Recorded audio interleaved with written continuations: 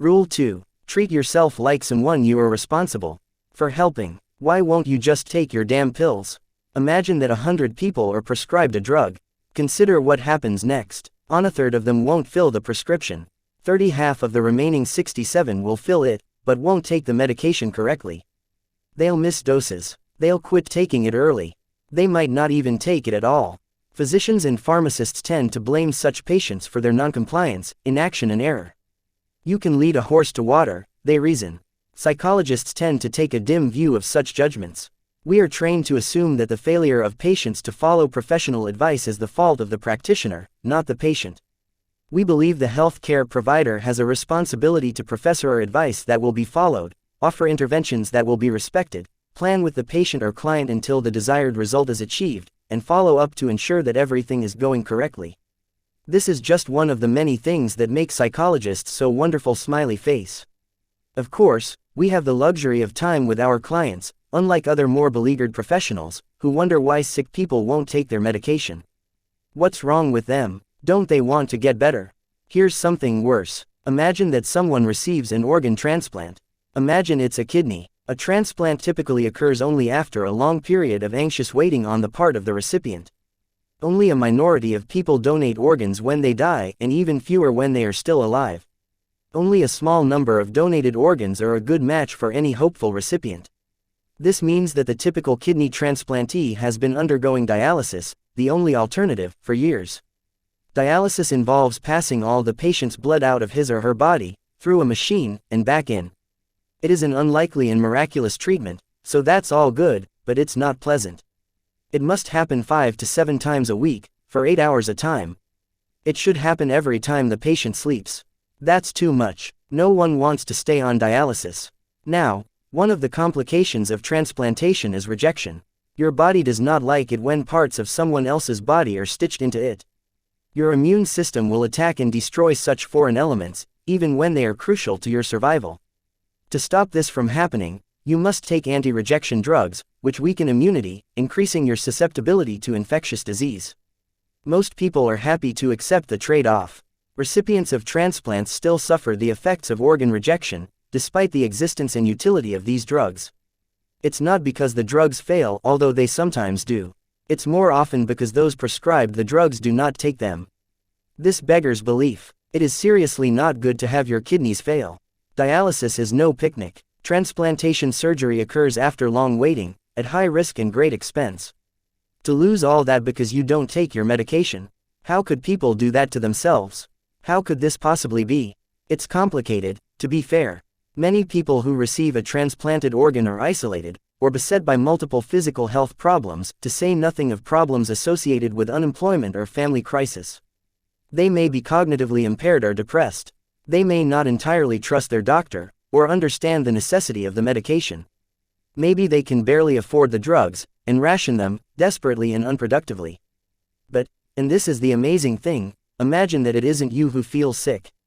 It's your dog. So, you take him to the vet. The vet gives you a prescription. What happens then? You have just as many reasons to distrust a vet as a doctor. Furthermore, if you cared so little for your pet that you weren't concerned with what improper, substandard or error-ridden prescription he might be given, you wouldn't have taken him to the vet in the first place.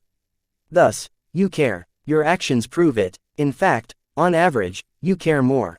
People are better at filling and properly administering prescription medication to their pets than to themselves. That's not good. Even from your pet's perspective, it's not good. Your pet probably loves you, and would be happier if you took your medication. It is difficult to conclude anything from this set of facts except that people appear to love their dogs, cats, ferrets and birds and maybe even their lizards more than themselves. How horrible is that? How much shame must exist for something like that to be true? What could it be about people that makes them prefer their pets to themselves? It was an ancient story in the book of Genesis, the first book in the Old Testament, that helped me find an answer to that perplexing question. The oldest story in the nature of the world, 2 stories of creation from 2 different Middle Eastern sources appeared to be woven together in the Genesis account. In the chronologically first but historically more recent account, known as the priestly, God created the cosmos, using his divine word, speaking light, water, and land into existence, following that with the plants and the heavenly bodies. Then he created birds, animals, and fish again, employing speech, and ended with men, male and female, both somehow formed in his image. That all happens in Genesis 1. In the second, older, Jewish version, we find another origin account, involving Adam and Eve, where the details of creation differ somewhat, as well as the stories of Cain and Abel, Noah and the Tower of Babel. That is Genesis 2-11. To understand Genesis 1, the priestly story, with its insistence on speech as the fundamental creative force, it is first necessary to review a few fundamental, ancient assumptions. These are markedly different in type and intent from the assumptions of science, which are, historically speaking, quite novel. Scientific truths were made explicit a mere 500 years ago with the work of Francis Bacon, René Descartes, and Isaac Newton. In whatever manner our forebears viewed the world prior to that, it was not through a scientific lens any more than they could view the moon and the stars through the glass lenses of the equally recent telescope. Because we are so scientific now, and so determinedly materialistic, it is very difficult for us even to understand that other ways of seeing can and do exist. But those who existed during the distant time in which the foundational epochs of our culture emerged were much more concerned with the actions that dictated survival, and with interpreting the world in a manner commensurate with that goal, than with anything approximating what we now understand as objective truth. Before the dawn of the scientific worldview, reality was construed differently. Being was understood as a place of action, not a place of things. 31 It was understood as something more akin to a story or drama. That story or drama was a lived, subjective experience, as it manifested itself from moment to moment in the consciousness of every living person. It was something similar to the stories we tell each other about our lives and their personal significance, something similar to the happenings that novelists describe when they capture existence in the pages of their books. Subjective experience, that includes familiar objects such as trees and clouds, primarily objective in their existence, but also, and more importantly, such things as emotions and dreams as well as hunger, thirst, and pain. It is such things, experienced personally, that are the most fundamental elements of human life, from the archaic, dramatic perspective, and they are not easily reducible to the detached and objective, even by the modern reductionist, materialist mind. Take pain, for example, subjective pain. That's something so real no argument can stand against it. Everyone acts as if their pain is real, ultimately, finally real. Pain matters, more than matter matters. It is for this reason, I believe, that so many of the world's traditions regard the suffering attendant upon existence as the irreducible truth of being. In any case, that which we subjectively experience can be likened much more to a novel or a movie than to a scientific description of physical reality. It is the drama of lived experience, the unique, tragic, personal death of your father, compared to the objective death listed in the hospital records, the pain of your first love, the despair of dashed hopes, the joy attendant upon a child's success. The domain, not of matter, but of what matters. The scientific world of matter can be reduced, in some sense, to its fundamental constituent elements, molecules, atoms, even quarks. However, the world of experience has primal constituents, as well. These are the necessary elements whose interactions define drama and fiction. One of these is chaos. Another is order. The third, as there are three, is the process that mediates between the two, which appears identical to what modern people call consciousness. It is our eternal subjugation to the first two that makes us doubt the validity of existence, that makes us throw up our hands in despair, and fail to care for ourselves properly. It is proper understanding of the third that allows us the only real way out. Chaos is the domain of ignorance itself. It's unexplored territory. Chaos is what extends, eternally and without limit, beyond the boundaries of all states, all ideas, and all disciplines. It's the foreigner, the stranger, the member of another gang, the rustle in the bushes at night, the monster under the bed, the hidden anger of your mother, and the sickness of your child. Chaos is the despair and horror you feel when you have been profoundly betrayed. It's the place you end up when things fall apart, when your dreams die, your career collapses, or your marriage ends. It's the underworld of fairy tales and myths, where the dragon and the gold it guards eternally coexist. Chaos is where we are when we don't know where we are, and what we are doing when we don't know what we are doing. It is, in short, all those things and situations we neither know nor understand. Chaos is also the formless potential from which the God of Genesis 1 called forth order using language at the beginning of time. It's the same potential from which we, made in that image, call forth the novel and ever-changing moments of our lives. And chaos is freedom, dreadful freedom, too. Order, by contrast, is explored territory. That's the hundreds of million-year-old hierarchy of place, position, and authority. That's the structure of society. It's the structure provided by biology, too, particularly insofar as you are adapted, as you are, to the structure of society. Order is tribe, religion, hearth, home, and country. It's the warm, secure living room where the fireplace glows and the children play. It's the flag of the nation. It's the value of the currency. Order is the floor beneath your feet and your plan for the day. It's the greatness of tradition, the rows of desks in a school classroom, the trains that leave on time, the calendar, and the clock. Order is the public facade we're called upon to wear, the politeness of a gathering of civilized strangers, and the thin ice on which we all skate. Order is the place where the behavior of the world matches our expectations and our desires. It is the place where all things turn out the way we want them. 44-2. But order is sometimes tyranny and stultification as well, when the demand for certainty, uniformity, and purity becomes too one-sided. Where everything is certain, we're in order. We're there when things are going according to plan and nothing is new and disturbing. In the domain of order, things behave as God intended. We like to be there. Familiar environments are congenial. In order, we're able to think about things in the long term. There, things work, and we're stable, calm and competent. We seldom leave places we understand, geographical or conceptual, for that reason, and we certainly do not like it when we are compelled to or when it happens accidentally. You're in order when you have a loyal friend, a trustworthy ally.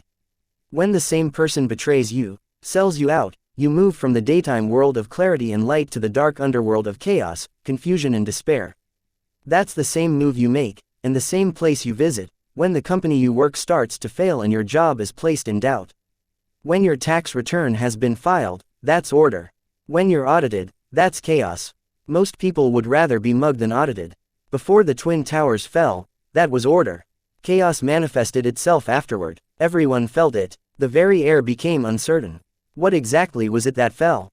Wrong question. What exactly remained standing? That was the issue at hand.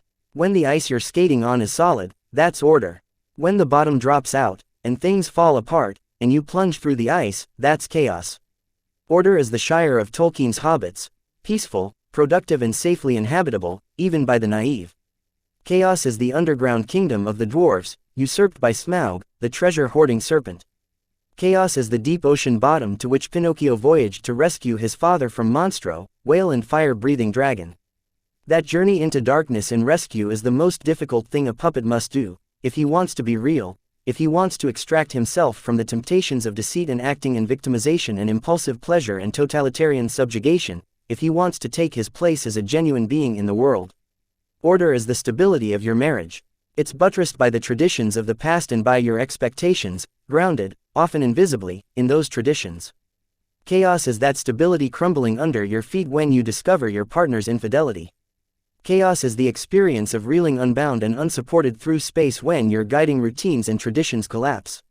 Order is the place and time where the often visible axioms you live by organize your experience and your actions so that what should happen does happen. Chaos is the new place and time that emerges when tragedy strikes suddenly, where malevolence reveals its paralyzing visage, even in the confines of your own home.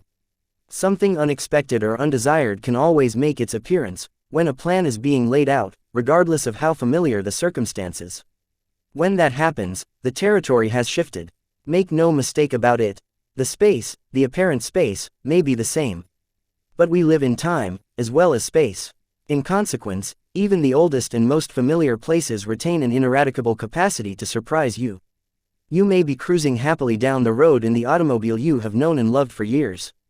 But time is passing. The brakes could fail. You might be walking down the road in the body you have always relied on.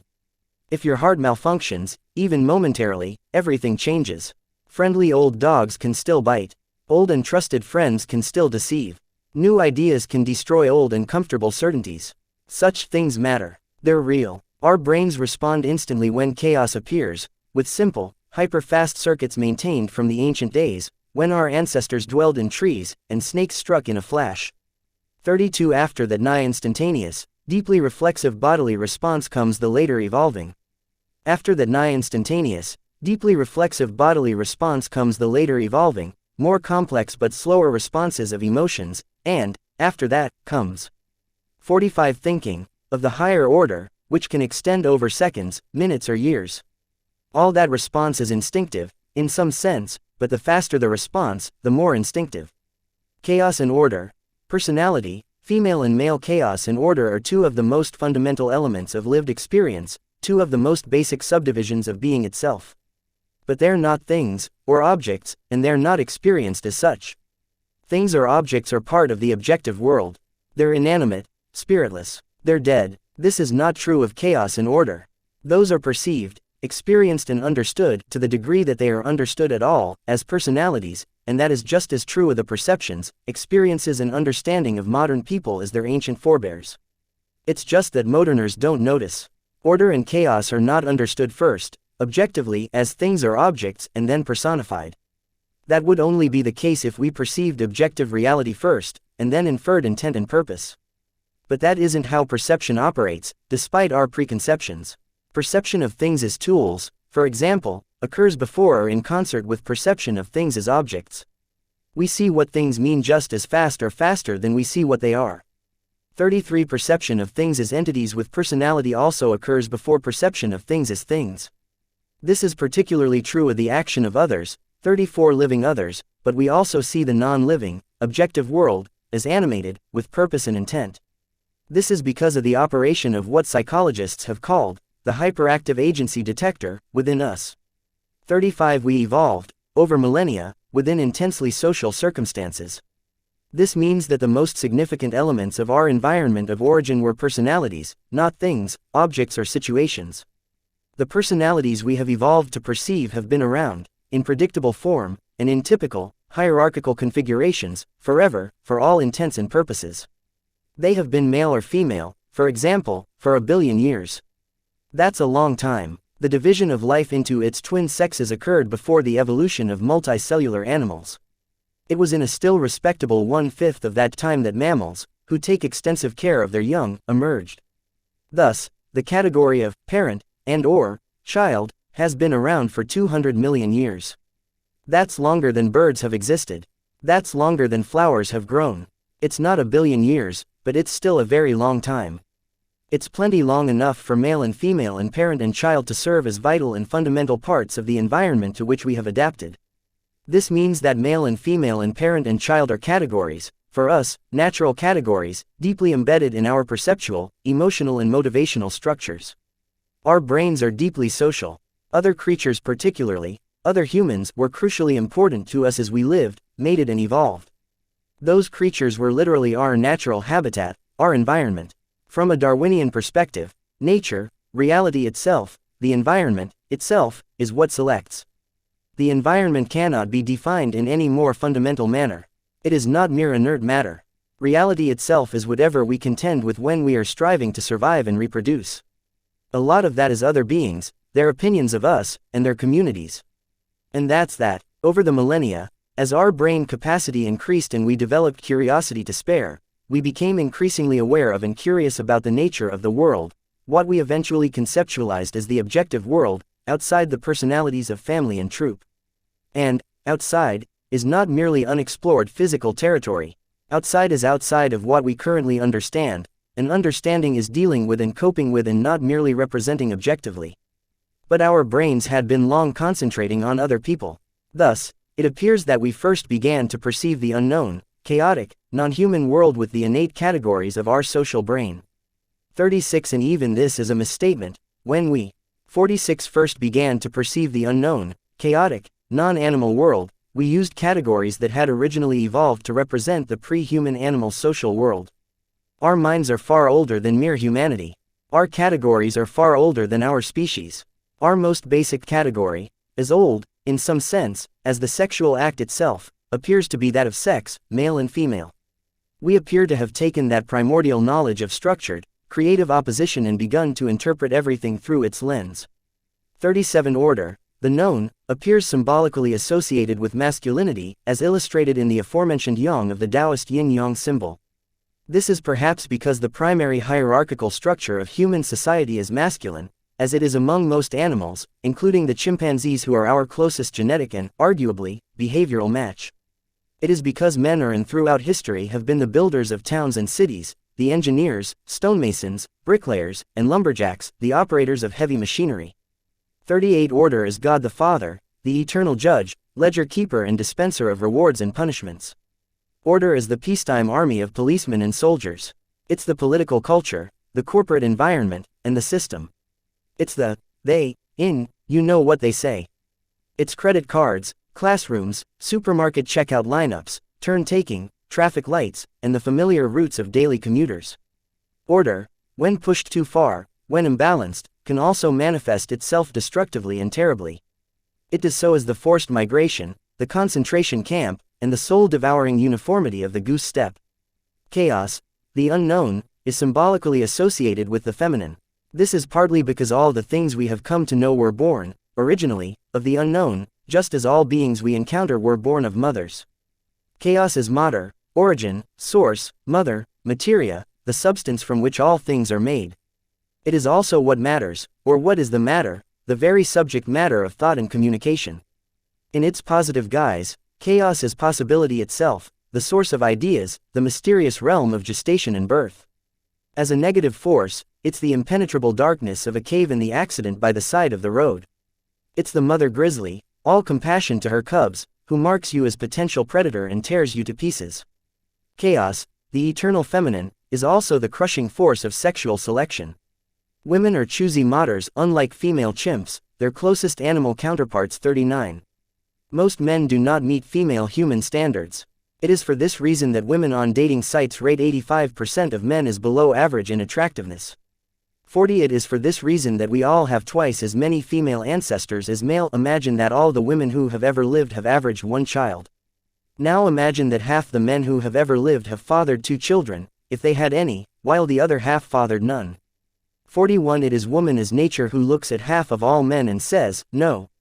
For the men, that's a direct encounter with chaos, and it occurs with devastating force every time they are turned down for a date.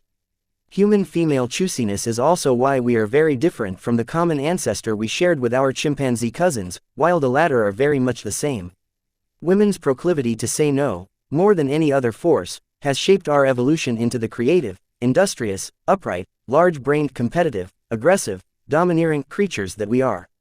42. It is nature as woman who says, well, bucko, you're good enough for a friend, but my experience of you so far has not indicated the suitability of your genetic material for continued propagation. The most profound religious symbols rely for their power in large part on this underlying fundamentally bipartisan conceptual subdivision. The Star of David is, for example, the downward-pointing triangle of femininity and the upward-pointing triangle of the male. FN1. It's the same for the yoni and lingam of Hinduism, which come covered with snakes, are ancient adversaries, and provocateurs. The Shiva Linga is depicted with 47 snake deities called the Nagas. The ancient Egyptians represented Osiris, god of the state, and Isis, goddess of the underworld, as twin cobras with their tails knotted together. The same symbol was used in China to portray Fuxi and Nuwa, creators of humanity and of writing. The representations in Christianity are less abstract, more like personalities, but the familiar Western images of the Virgin Mary with the Christ child and the Pietà both express the female-male dual unity, as does the traditional insistence on the androgyny of Christ. 43. It should also be noted, finally, that the structure of the brain itself at a gross morphological level appears to reflect this duality. This, to me, indicates the fundamental, beyond the metaphorical reality of this symbolically feminine-masculine divide, since the brain is adapted, by definition, to reality itself, that is, reality conceptualized in this quasi-Darwinian manner. Elkanan Goldberg, a student of the great Russian neuropsychologist Alexander Luria, has quite lucidly and directly proposed that the very hemispheric structure of the cortex reflects the fundamental division between novelty, the unknown, or chaos, and routinization, the known, or order. 44. He doesn't make reference to the symbols representing the structure of the world in reference to this theory, but that's all the better. An idea is more credible when it emerges as a consequence of investigations in different realms. 45. We already know all this, but we don't know we know it. But we immediately comprehend it when it's articulated in a manner such as this. Everyone understands order and chaos, world and underworld, when it's explained using these terms. We all have a palpable sense of the chaos lurking under everything familiar. That's why we understand the strange, surreal stories of Pinocchio, Sleeping Beauty, The Lion King, The Little Mermaid, and Beauty and the Beast, with their eternal landscapes of known and unknown, world and underworld. We've all been in both places many times, sometimes by happenstance, sometimes by choice. Many things begin to fall into place when you begin to consciously understand the world in this manner. It's as if the knowledge of your body and soul falls into alignment with the knowledge of your intellect. And there's more. Such knowledge is proscriptive as well as descriptive. This is the kind of knowing that helps you know how. This is the kind of thing from which you can derive an ought. The Taoist juxtaposition of yin and yang, for example, doesn't simply portray chaos and order as the fundamental elements of being, it also tells you how to act. The way, the Taoist path of life, is represented by, or exists on, the border between the twin serpents. The way is the path of proper being. It's the same way as that referred to by Christ in John 14:6, I am the way, the truth, and the life. The same idea is expressed in Matthew 7:14, because strait is the gate, and narrow is the way, which leadeth unto life, and few there be that find it. We eternally inhabit order, surrounded by chaos. We eternally occupy known territory, surrounded by the unknown. We experience meaningful engagement when we mediate appropriately between them. We are adapted, in the deepest Darwinian sense, not to the world of objects, but to the meta-realities of order and chaos, yang and yin. Chaos and order make up the eternal, transcendent environment of the living. To straddle that fundamental duality is to be balanced, to have one foot firmly planted in order and security, and the other in chaos, possibility, growth and adventure. When life suddenly reveals itself as intense, gripping and meaningful, when time passes and you're so engrossed in what you're doing you don't notice, it is there and then that you are located precisely on the border between order and chaos. The subjective meaning that we encounter there is the reaction of our deepest being, our neurologically and evolutionarily grounded instinctive self, indicating that we are ensuring the stability but also the expansion of habitable, productive territory, of space that is personal, social and natural. It's the right place to be, in every sense. You are there when, and where, it matters. 48 That's what music is telling you, too, when you're listening, even more, perhaps, when you're dancing, when its harmonious layered patterns of predictability and unpredictability make meaning itself well up from the most profound depths of your being. Chaos and order are fundamental elements because every lived situation, even every conceivable lived situation, is made up of both. No matter where we are, there are some things we can identify, make use of, and predict, and some things we neither know nor understand. No matter who we are, Kalahari desert dweller or Wall Street banker, some things are under our control, and some things are not. That's why both can understand the same stories, and dwell within the confines of the same eternal truths. Finally, the fundamental reality of chaos and order is true for everything alive, not only for us. Living things are always to be found in places they can master, surrounded by things and situations that make them vulnerable. Order is not enough. You can't just be stable, and secure, and unchanging, because there are still vital and important new things to be learned. Nonetheless, chaos can be too much. You can't long tolerate being swamped and overwhelmed beyond your capacity to cope while you are learning what you still need to know. Thus, you need to place one foot in what you have mastered and understood and the other in what you are currently exploring and mastering. Then you have positioned yourself where the terror of existence is under control and you are secure, but where you are also alert and engaged. That is where there is something new to master and some way that you can be improved. That is where meaning is to be found. The Garden of Eden. Remember, as discussed earlier, that the Genesis stories were amalgamated from several sources. After the newer priestly story, Genesis 1, recounting the emergence of order from chaos, comes the second, even more ancient, Taoist, part, beginning, essentially, with Genesis 2.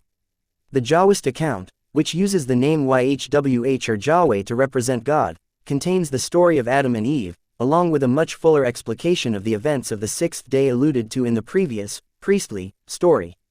The continuity between the stories appears to be the result of careful editing by the person or persons known singly to biblical scholars as the redactor, who wove the stories together. This may have occurred when the peoples of two traditions united, for one reason or another, and the subsequent illogic of their melded stories, growing together over time in an ungainly fashion, bothered someone conscious, courageous, and obsessed with coherence. According to the Taoist creation story, God first created a bounded space, known as Eden, which, in Aramaic, Jesus's putative language, means well-watered place or paradise, paradisa in Old Iranian or Avestan, which means walled or protected enclosure or garden. God placed Adam in there, along with all manner of fruit-bearing trees, 2 of which were marked out. One of these was the tree of life, the other, the tree of knowledge of good and evil. God then told Adam to have his fill of fruit, as he wished, but added that the fruit of the tree of the knowledge of good and evil was forbidden. After that, he created Eve as a partner for Adam. FN2 Adam and Eve don't seem very conscious, at the beginning, when they are first placed in paradise, and they were certainly not self-conscious. As the story insists, the original parents were naked, but not ashamed. Such phrasing implies first that it's perfectly natural and normal for people to be ashamed of their nakedness, otherwise nothing would have to be said about its absence, and second that there was something amiss, for better or worse, with our first parents. Although there are exceptions, the only people around now who would be unashamed if suddenly dropped naked into a public place. 49 Excepting the odd exhibitionist, are those younger than 3 years of age. In fact, a common nightmare involves the sudden appearance of the dreamer, naked, on a stage in front of a packed house. In the 3rd verse of Genesis, a serpent appears, first, apparently, in legged form. God only knows why he allowed, or placed, such a creature in the garden. I have long puzzled over the meaning of this. It seems to be a reflection, in part, of the order-chaos dichotomy characterizing all of experience, with paradise serving as habitable order and the serpent playing the role of chaos. The serpent in Eden therefore means the same thing as the black dot in the yin side of the Taoist yin-yang symbol of totality, that is, the possibility of the unknown and revolutionary suddenly manifesting itself where everything appears calm. It just does not appear possible, even for God himself, to make a bounded space completely protected from the outside, not in the real world, with its necessary limitations, surrounded by the transcendent. The outside, chaos, always sneaks into the inside, because nothing can be completely walled off from the rest of reality. So even the ultimate in safe spaces inevitably harbors a snake. There were, forever, genuine, quotidian, reptilian snakes in the grass and in the trees of our original African paradise. 46 Even had all of those been banished, however, in some inconceivable manner, by some primordial street George, snakes would have still remained in the form of our primordial human rivals, at least when they were acting like enemies, from our limited, in-group, kin-bonded perspectives. There was, after all, no shortage of conflict and warfare among our ancestors, tribal and otherwise. 47. And even if we had defeated all the snakes that beset us from without, reptilian and human alike, we would still not have been safe. Nor are we now. We have seen the enemy, after all, and he is us. The snake inhabits each of our souls. This is the reason, as far as I can tell, for the strange Christian insistence, made most explicit by John Milton, that the snake in the Garden of Eden was also Satan, the spirit of evil itself. The importance of this symbolic identification, its staggering brilliance, can hardly be overstated.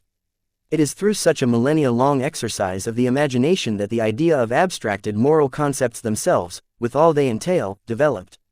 Work beyond comprehension was invested in the idea of good and evil in its surrounding, dreamlike metaphor. The worst of all possible snakes is the eternal human proclivity for evil. The worst of all possible snakes is psychological, spiritual, personal, and internal. No walls, however tall, will keep that out. Even if the fortress were thick enough, in principle, to keep everything bad whatsoever outside, it would immediately appear again within. As the great Russian writer Alexander Solzhenitsyn insisted, the line dividing good and evil cuts through the heart of every human being. 48 There is simply no way to wall off some isolated portion of the greater reality and make everything permanently predictable and safe within it. Some of what has been, no matter how carefully excluded, will always sneak back in. A serpent, metaphorically speaking, will inevitably appear. Even the most assiduous of parents cannot fully protect their children, even if they lock them in the basement, safely away from drugs, alcohol, and internet porn.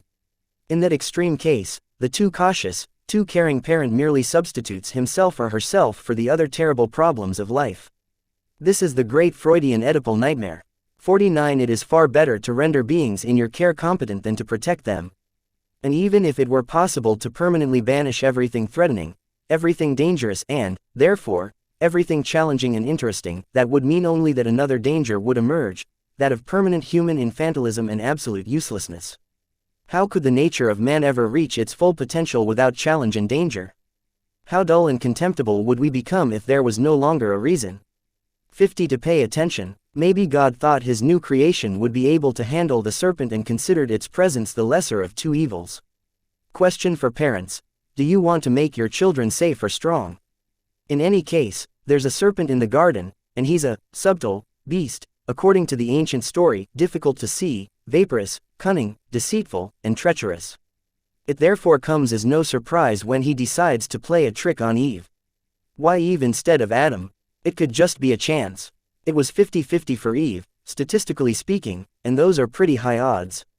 But I have learned that these old stories contain nothing superfluous. Anything accidental, anything that does not serve the plot, has long been forgotten in the telling.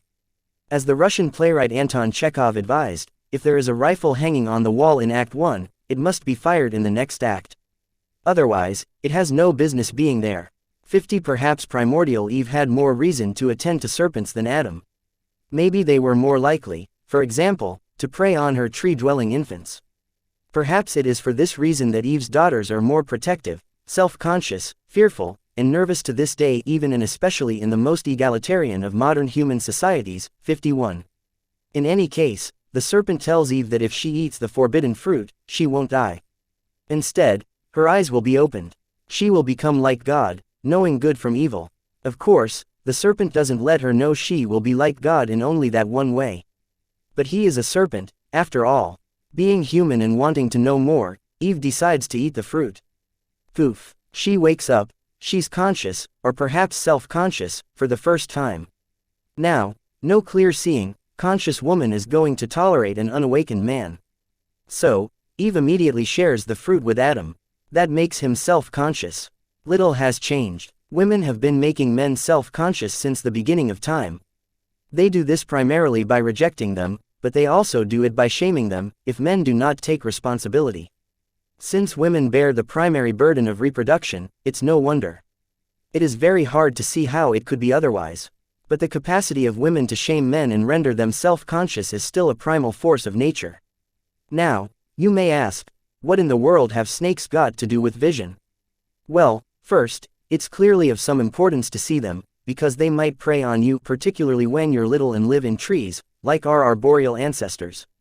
Dr. Lynn Isbell, professor of anthropology and animal behavior at the University of California, has suggested that the stunningly acute vision almost uniquely possessed by human beings was an adaptation forced on us tens of millions of years ago by the necessity of detecting and avoiding the terrible danger of snakes, with whom our ancestors co-evolved. 52 This is perhaps one of the reasons the snake features in the Garden of Paradise as the creature who gave us the vision of God, in addition to serving as the primordial and eternal enemy of mankind. This is perhaps one of the reasons why Mary, the eternal, archetypal mother, Eve perfected, is so commonly shown in medieval and Renaissance iconography holding the Christ child in the air, as far away as possible from a predatory reptile, which she has firmly pinned under her foot. 53 And there's more. It's fruit that the snake offers, and fruit is also associated with a transformation of vision, in that our ability to see color is an adaptation that allows us to rapidly detect the ripe and therefore edible bounty of trees. 54 Our primordial parents hearkened to the snake. They ate the fruit. Their eyes opened. They both awoke. You might think, as Eve did initially, that this would be a good thing. Sometimes, however, half a gift is worse than none. Adam and Eve wake up, all right, but only enough to discover some terrible things. First, they notice that they're naked. The naked ape. 51 My son figured out that he was naked well before he was 3. He wanted to dress himself. He kept the washroom door firmly shut. He didn't appear in public without his clothes. I couldn't for the life of me see how this had anything to do with his upbringing. It was his own discovery, his own realization, and his own choice of reactions. It looked built in, to me. What does it mean to know yourself naked, or, potentially worse, to know yourself and your partner naked? All manner of terrible things, expressed in the rather horrifying manner, for example, of the Renaissance painter Hans Baldungrian, whose painting inspired the illustration that begins this chapter. Naked means vulnerable and easily damaged. Naked means subject to judgment for beauty and health. Naked means unprotected and unarmed in the jungle of nature and man. This is why Adam and Eve became ashamed, immediately after their eyes were opened. They could see, and what they first saw was themselves. Their faults stood out. Their vulnerability was on display. Unlike other mammals, whose delicate abdomens are protected by the armor-like expanse of their backs, they were upright creatures, with the most vulnerable parts of their body presented to the world. And worse was to come. Adam and Eve made themselves loincloths in the International Standard Version, aprons in the King James Version right away, to cover up their fragile bodies and to protect their egos. Then they promptly skittered off and hid. In their vulnerability, now fully realized, they felt unworthy to stand before God. If you can't identify with that sentiment, you're just not thinking. Beauty shames the ugly, strength shames the weak, death shames the living, and the ideal shames us all. Thus we fear it, resent it, even hate it, and, of course, that's the theme next examined in Genesis, in the story of Cain and Abel. What are we to do about that? Abandon all ideals of beauty, health, brilliance and strength? That's not a good solution. That would merely ensure that we would feel ashamed, all the time, and that we would even more justly deserve it. I don't want women who can stun by their mere presence to disappear just so that others can feel unself-conscious. I don't want intellects such as John von Neumann's to vanish, just because of my barely grade 12 grasp of mathematics. By the time he was 19, he had redefined numbers. 55 numbers. Thank God for John von Neumann. Thank God for Grace Kelly and Anita Ekberg and Monica Bellucci. I'm proud to feel unworthy in the presence of people like that. It's the price we all pay for aim, achievement and ambition. But it's also no wonder that Adam and Eve covered themselves up. The next part of the story is downright farcical, in my opinion, although it's also tragic and terrible. That evening, when Eden cools down, God goes out for his evening stroll.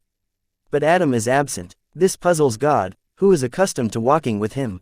Adam calls God, apparently forgetting that he can see through bushes. Where are you? Adam immediately reveals himself, but badly, first as a neurotic, then as a ratfink. The creator of all the universe calls, and Adam replies, I heard you, God. But I was naked, and hid. What does this mean? It means that people, unsettled by their vulnerability, eternally fear to tell the truth, to mediate between chaos and order, and to manifest their destiny. In other words, they are afraid to walk with God. That's not particularly admirable, perhaps, but it's certainly understandable. God's a judgmental father. His standards are high. He's hard to please. God says, who told you that you were naked? Did you eat something you weren't supposed to? And Adam, in his wretchedness, points right at Eve, his love, his partner, his soulmate, and snitches on her. And then he blames God. He says, the woman, whom you gave to me, she gave it to me and then I ate it. How pathetic, and how accurate. The first woman made the first man self-conscious and resentful. Then the first man blamed the woman. And then the first man blamed God. This is exactly how every spurned male feels, to this day. First, he feels small, in front of the potential object of his 52 love, after she denigrates his reproductive suitability. Then he curses God for making her so bitchy, himself so useless if he has any sense, and being itself so deeply flawed. Then he turns to thoughts of revenge. How thoroughly contemptible and how utterly understandable. At least the woman had the serpent to blame, and it later turns out that Snake is Satan himself, unlikely as that seems. Thus, we can understand and sympathize with Eve's error. She was deceived by the best. But Adam, no one forced his words from his mouth. Unfortunately, the worst isn't over, for man or beast.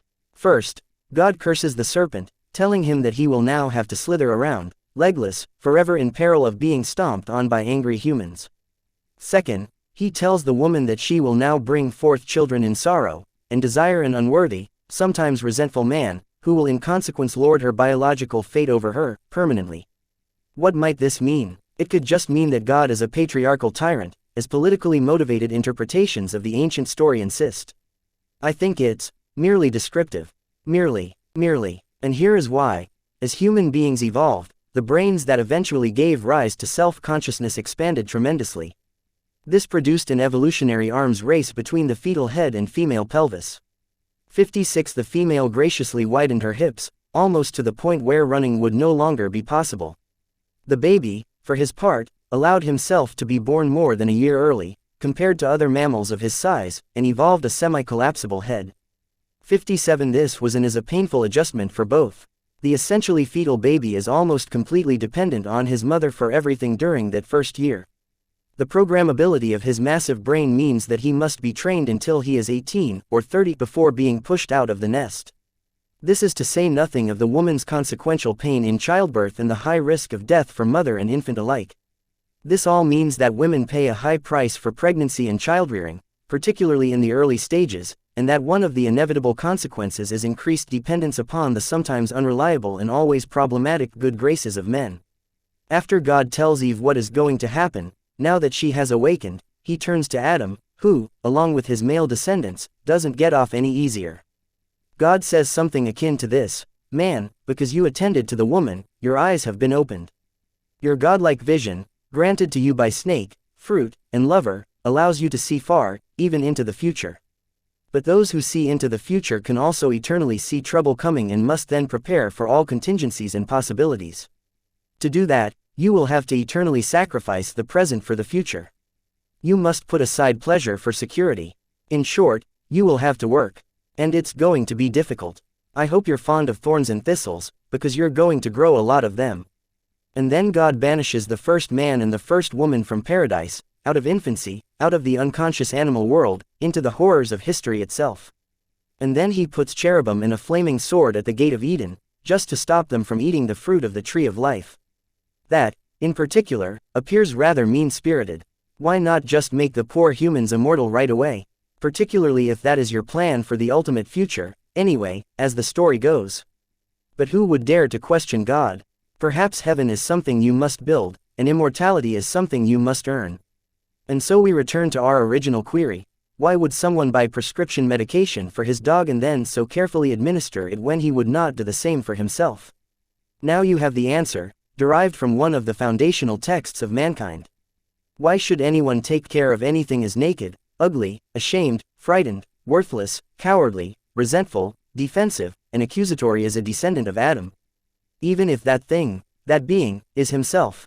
And I do not mean at all to exclude women with this phrasing. 53. All the reasons we have discussed so far for taking a dim view of humanity are applicable to others as well as to ourselves. They're generalizations about human nature, nothing more specific. But you know so much more about yourself. You're bad enough, as other people know you. But only you know the full range of your secret transgressions, insufficiencies, and inadequacies. No one is more familiar than you with all the ways your mind and body are flawed. No one has more reason to hold you in contempt or to see you as pathetic, and by withholding something that might do you good, you can punish yourself for all your failings. A dog, a harmless, innocent, unself-conscious dog, is clearly more deserving. But if you are not yet convinced, let us consider another vital issue. Order, chaos, life, death, sin, vision, work, and suffering, that is not enough for the authors of Genesis, nor for humanity itself. The story continues, in all its catastrophe and tragedy, and the people involved must contend with yet another painful awakening. We are next fated to contemplate morality itself. Good and evil. When their eyes are opened, Adam and Eve realize more than just their nakedness and the necessity of toil. They also come to know good and evil. The serpent says, referring to the fruit, "For God doth know that in the day ye eat thereof, then your eyes shall be opened, and ye shall be as gods, knowing good and evil." What could that possibly mean? What could be left to explore and relate, after the vast ground already covered? Well, simple context indicates that it must have something to do with gardens, snakes, disobedience, fruit, sexuality and nakedness. It was the last item, nakedness, that finally clued me in. It took years. Dogs are predators. So are cats. They kill things and eat them. It's not pretty. But we'll take them as pets and care for them, and give them their medication when they're sick, regardless. Why? They're predators, but it's just their nature. They do not bear responsibility for it. They're hungry, not evil. They don't have the presence of mind, the creativity, and, above all, the self-consciousness, necessary for the inspired cruelty of man. Why not? It's simple. Unlike us, predators have no comprehension of their fundamental weakness, their fundamental vulnerability, their own subjugation to pain and death. But we know exactly how and where we can be hurt, and why. That is as good a definition as any of self-consciousness. We are aware of our own defenselessness, finitude and mortality. We can feel pain, and self-disgust, and shame, and horror, and we know it. We know what makes us suffer. We know how dread and pain can be inflicted on us, and that means we know exactly how to inflict it on others. We know how we are naked, and how that nakedness can be exploited, and that means we know how others are naked, and how they can be exploited. We can terrify other people, consciously. We can hurt and humiliate them for faults we understand only too well. We can torture them, literally, slowly, artfully and terribly. That's far more than predation. That's a qualitative shift in understanding. That's a cataclysm as large as the development of self-consciousness itself. That's the entry of the knowledge of good and evil into the world. That's a second as yet unhealed fracture in the structure of existence. That's the transformation of being itself into a moral endeavor, all attendant on the development of sophisticated self-consciousness. Only man could conceive of the rack, the Iron Maiden and the thumbscrew. Only man will inflict suffering for the sake of suffering. That is the best definition of evil I have been able to formulate. Animals can't manage that, but humans, with their excruciating, semi-divine capacities, most certainly can. And with this realization we have well nigh full 54 legitimization of the idea, very unpopular in modern intellectual circles, of original sin. And who would dare to say that there was no element of voluntary choice in our evolutionary, individual and theological transformation? Our ancestors chose their sexual partners, and they selected for consciousness, and self-consciousness, and moral knowledge, and who can deny the sense of existential guilt that pervades human experience? And who could avoid noting that without that guilt, that sense of inbuilt corruption and capacity for wrongdoing, a man is one step from psychopathy? Human beings have a great capacity for wrongdoing. It's an attribute that is unique in the world of life. We can and do make things worse, voluntarily, with full knowledge of what we are doing, as well as accidentally, and carelessly, and in a manner that is willfully blind. Given that terrible capacity, that proclivity for malevolent actions, is it any wonder we have a hard time taking care of ourselves, or others, or even that we doubt the value of the entire human enterprise? And we've suspected ourselves, for good reason, for a very long time. Thousands of years ago, the ancient Mesopotamians believed, for example, that mankind itself was made from the blood of Kingu, the single most terrible monster that the great goddess of chaos could produce, in her most vengeful and destructive moments.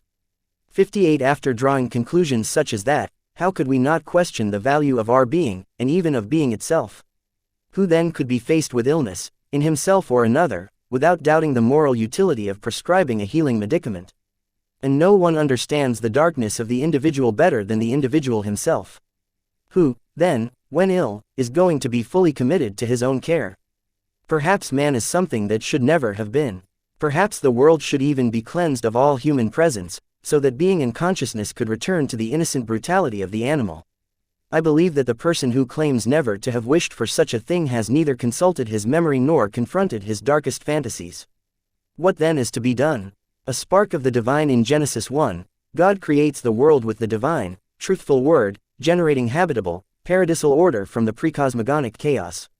He then creates man and woman in his image, imbuing them with the capacity to do the same, to create order from chaos, and continue his work. At each stage of creation, including that involving the formation of the first couple, God reflects upon what has come to be, and pronounces it good. The juxtaposition of Genesis 1 with Genesis 2 and 3, the latter two chapters outlining the fall of man, describing why our lot is so tragedy-ridden and ethically tortuous, produces a narrative sequence almost unbearable in its profundity. The moral of Genesis 1 is that being brought into existence through true speech is good. This is true even of man himself, prior to his separation from God.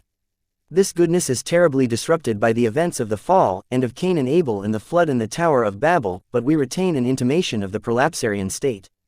We remember, so to speak.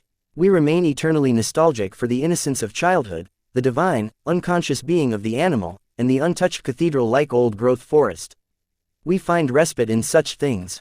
We worship them, even if we are self-proclaimed atheistic environmentalists of the most anti-human sort. The original state of nature, conceived in this manner, is paradisal. But we are no longer one with God and nature, and there is no simple turning back. The original man and woman, existing in unbroken unity with their Creator, did not appear conscious and certainly not self-conscious. Their eyes were not open. But, in their perfection, they were also less, not more, than their post-fall counterparts. Their goodness was something bestowed, rather than deserved or earned. They exercised no choice. God knows, that's easier. But maybe it's not better than, for example, goodness genuinely earned. Maybe, even in some cosmic sense, assuming that consciousness itself is a phenomenon of cosmic significance, free choice matters. Who can speak with certainty about such things? I am unwilling to take these questions off the table, however, merely because they are difficult. So, here's a proposition. Perhaps it is not simply the emergence of self-consciousness and the rise of our moral knowledge of death and the fall that besets us and makes us doubt our own worth. Perhaps it is instead our unwillingness, reflected in Adam's shamed hiding, to walk with God, despite our fragility and propensity for evil. The entire Bible is structured so that everything after the fall, the history of Israel, the prophets, the coming of Christ, is presented as a remedy for that fall, a way out of evil. The beginning of conscious history, the rise of the state and all its pathologies of pride and rigidity, the emergence of great moral figures who try to set things right, culminating in the Messiah himself, that is all part of humanity's attempt, God willing, to set itself right. And what would that mean? And this is an amazing thing. The answer is already implicit in Genesis 1, to embody the image of God, to speak out of chaos the being that is good, but to do so consciously, of our own free choice. Back is the way forward, as T.S. Eliot so rightly insisted, but back as awake beings, exercising the proper choice of awake beings, instead of back to sleep, we shall not cease from exploration, and the end of all our exploring will be to arrive where we started and know the place for the first time. Through the unknown, remembered gate when the last of earth left to discover as that which was the beginning, at the source of the longest river the voice of the hidden waterfall and the children in the apple tree not known, because not looked for but heard, half heard, in the stillness between two waves of the sea.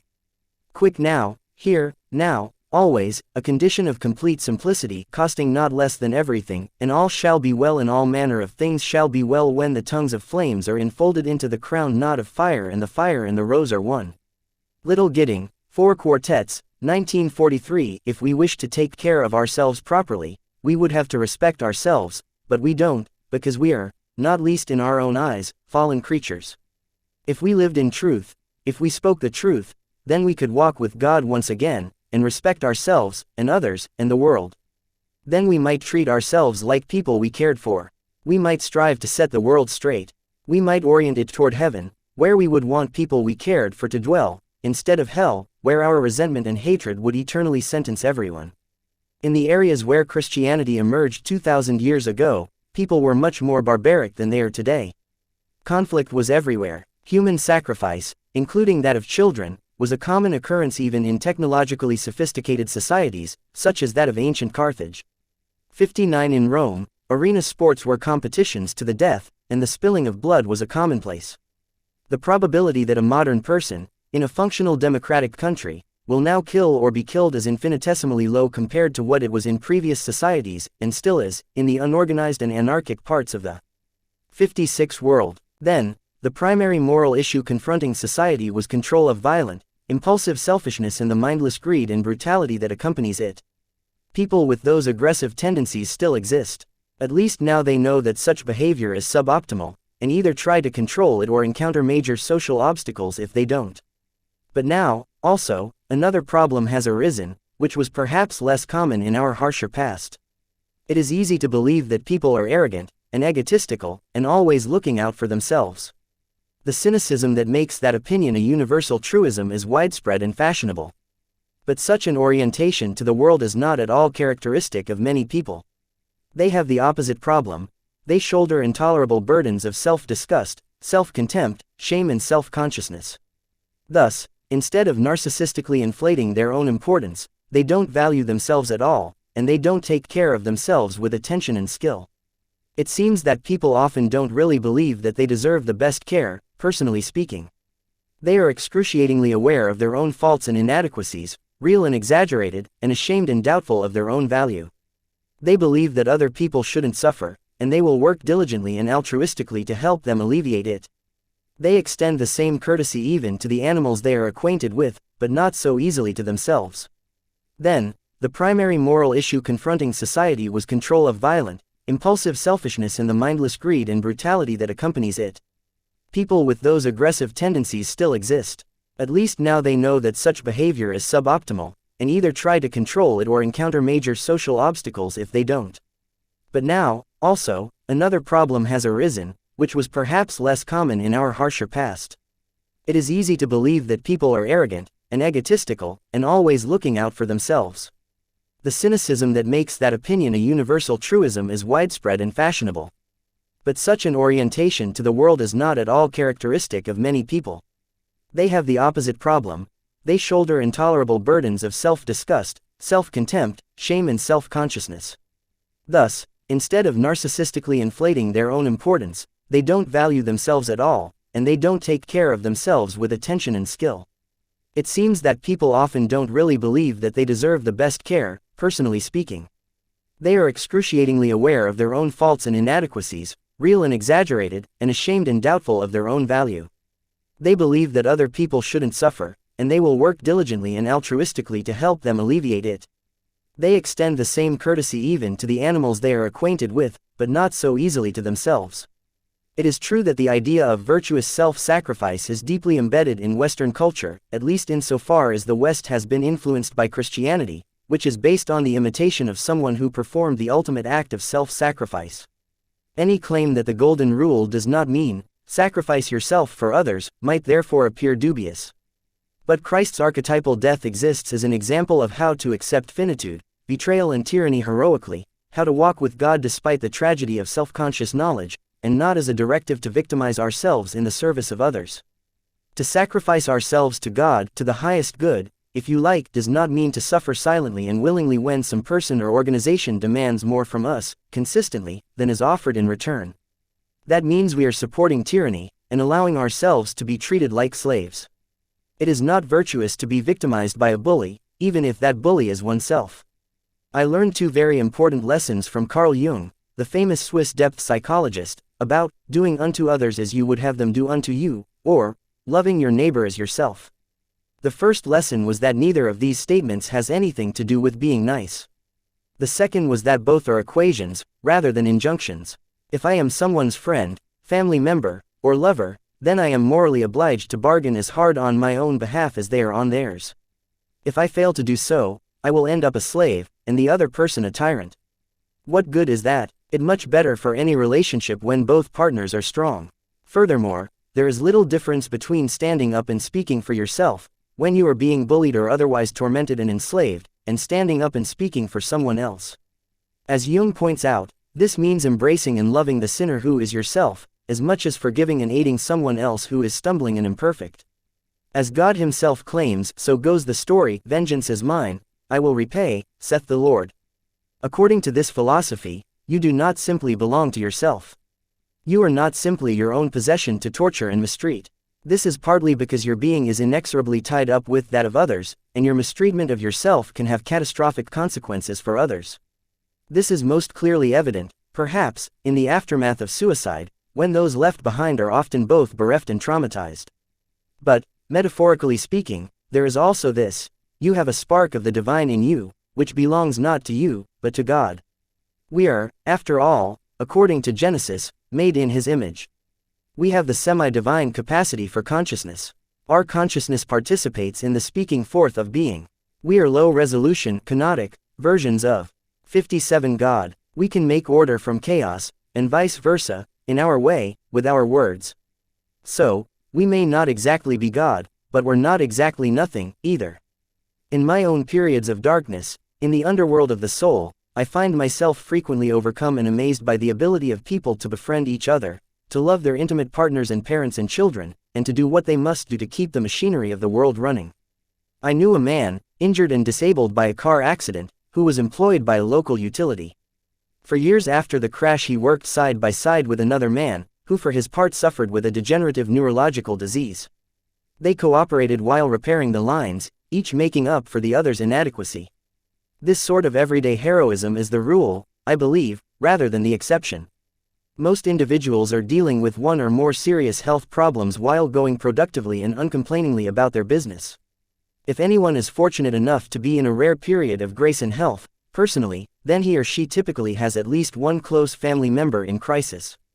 Yet people prevail and continue to do difficult and effortful tasks to hold themselves and their families and society together.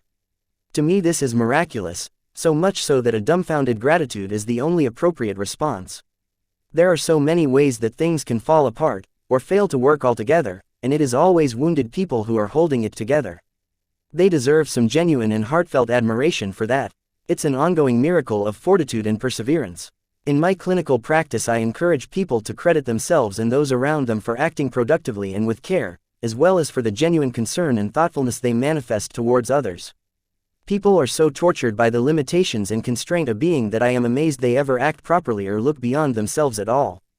But enough do so that we have central heat and running water and infinite computational power and electricity, and enough for everyone to eat, and even the capacity to contemplate the fate of broader society and nature, terrible nature, itself.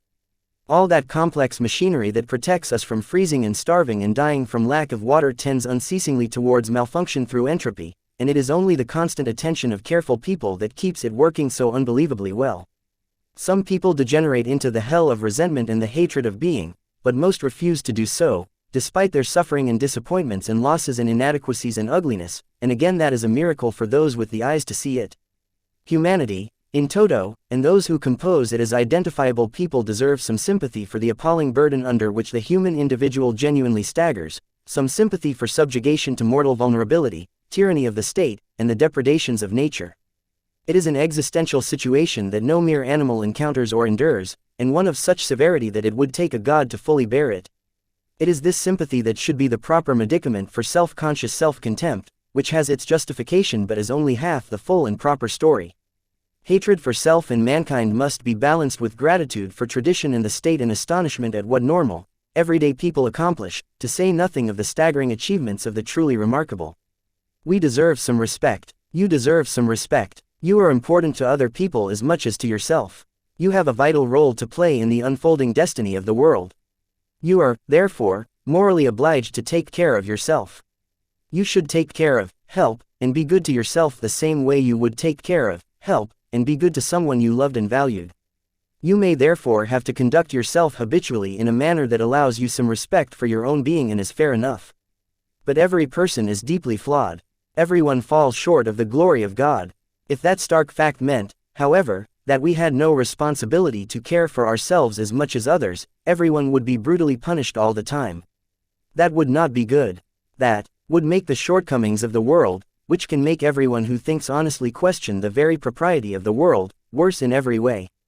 That simply cannot be the proper path forward. To treat yourself as if you were someone you were responsible for helping is, instead, to consider what would be truly good for you. This is not what you want. It is also not what would make you happy. Every time you give a child something sweet, you make that child happy. That does not mean that you should do nothing for children except feed them candy. Happy is by no means synonymous with good. You must get children to brush their teeth. They must put on their snowsuits when they go outside in the cold, even though they might object strenuously. You must help a child become a virtuous, responsible, awake being, capable of full reciprocity, able to take care of himself and others, and to thrive while doing so. Why would you think it acceptable to do anything less for yourself? You need to consider the future and think, what might my life look like if I were caring for myself properly? What career would challenge me and render me productive and helpful, so that I could shoulder my share of the load, and enjoy the consequences? What should I be doing, when I have some freedom, to improve my health, expand my knowledge, and strengthen my body? You need to know where you are, so you can start to chart your course. You need to know who you are, so that you understand your armament and bolster yourself in respect to your limitations. You need to know where you are going, so that you can limit the extent of chaos in your life, restructure order, and bring the divine force of hope to bear on the world.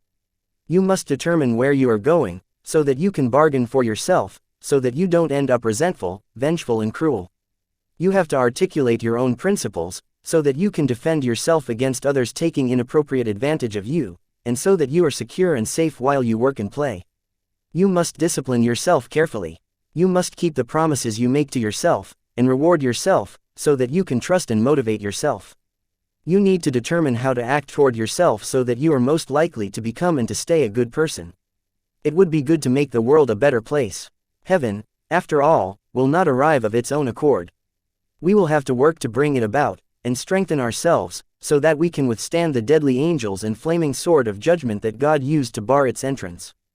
Don't underestimate the power of vision and direction.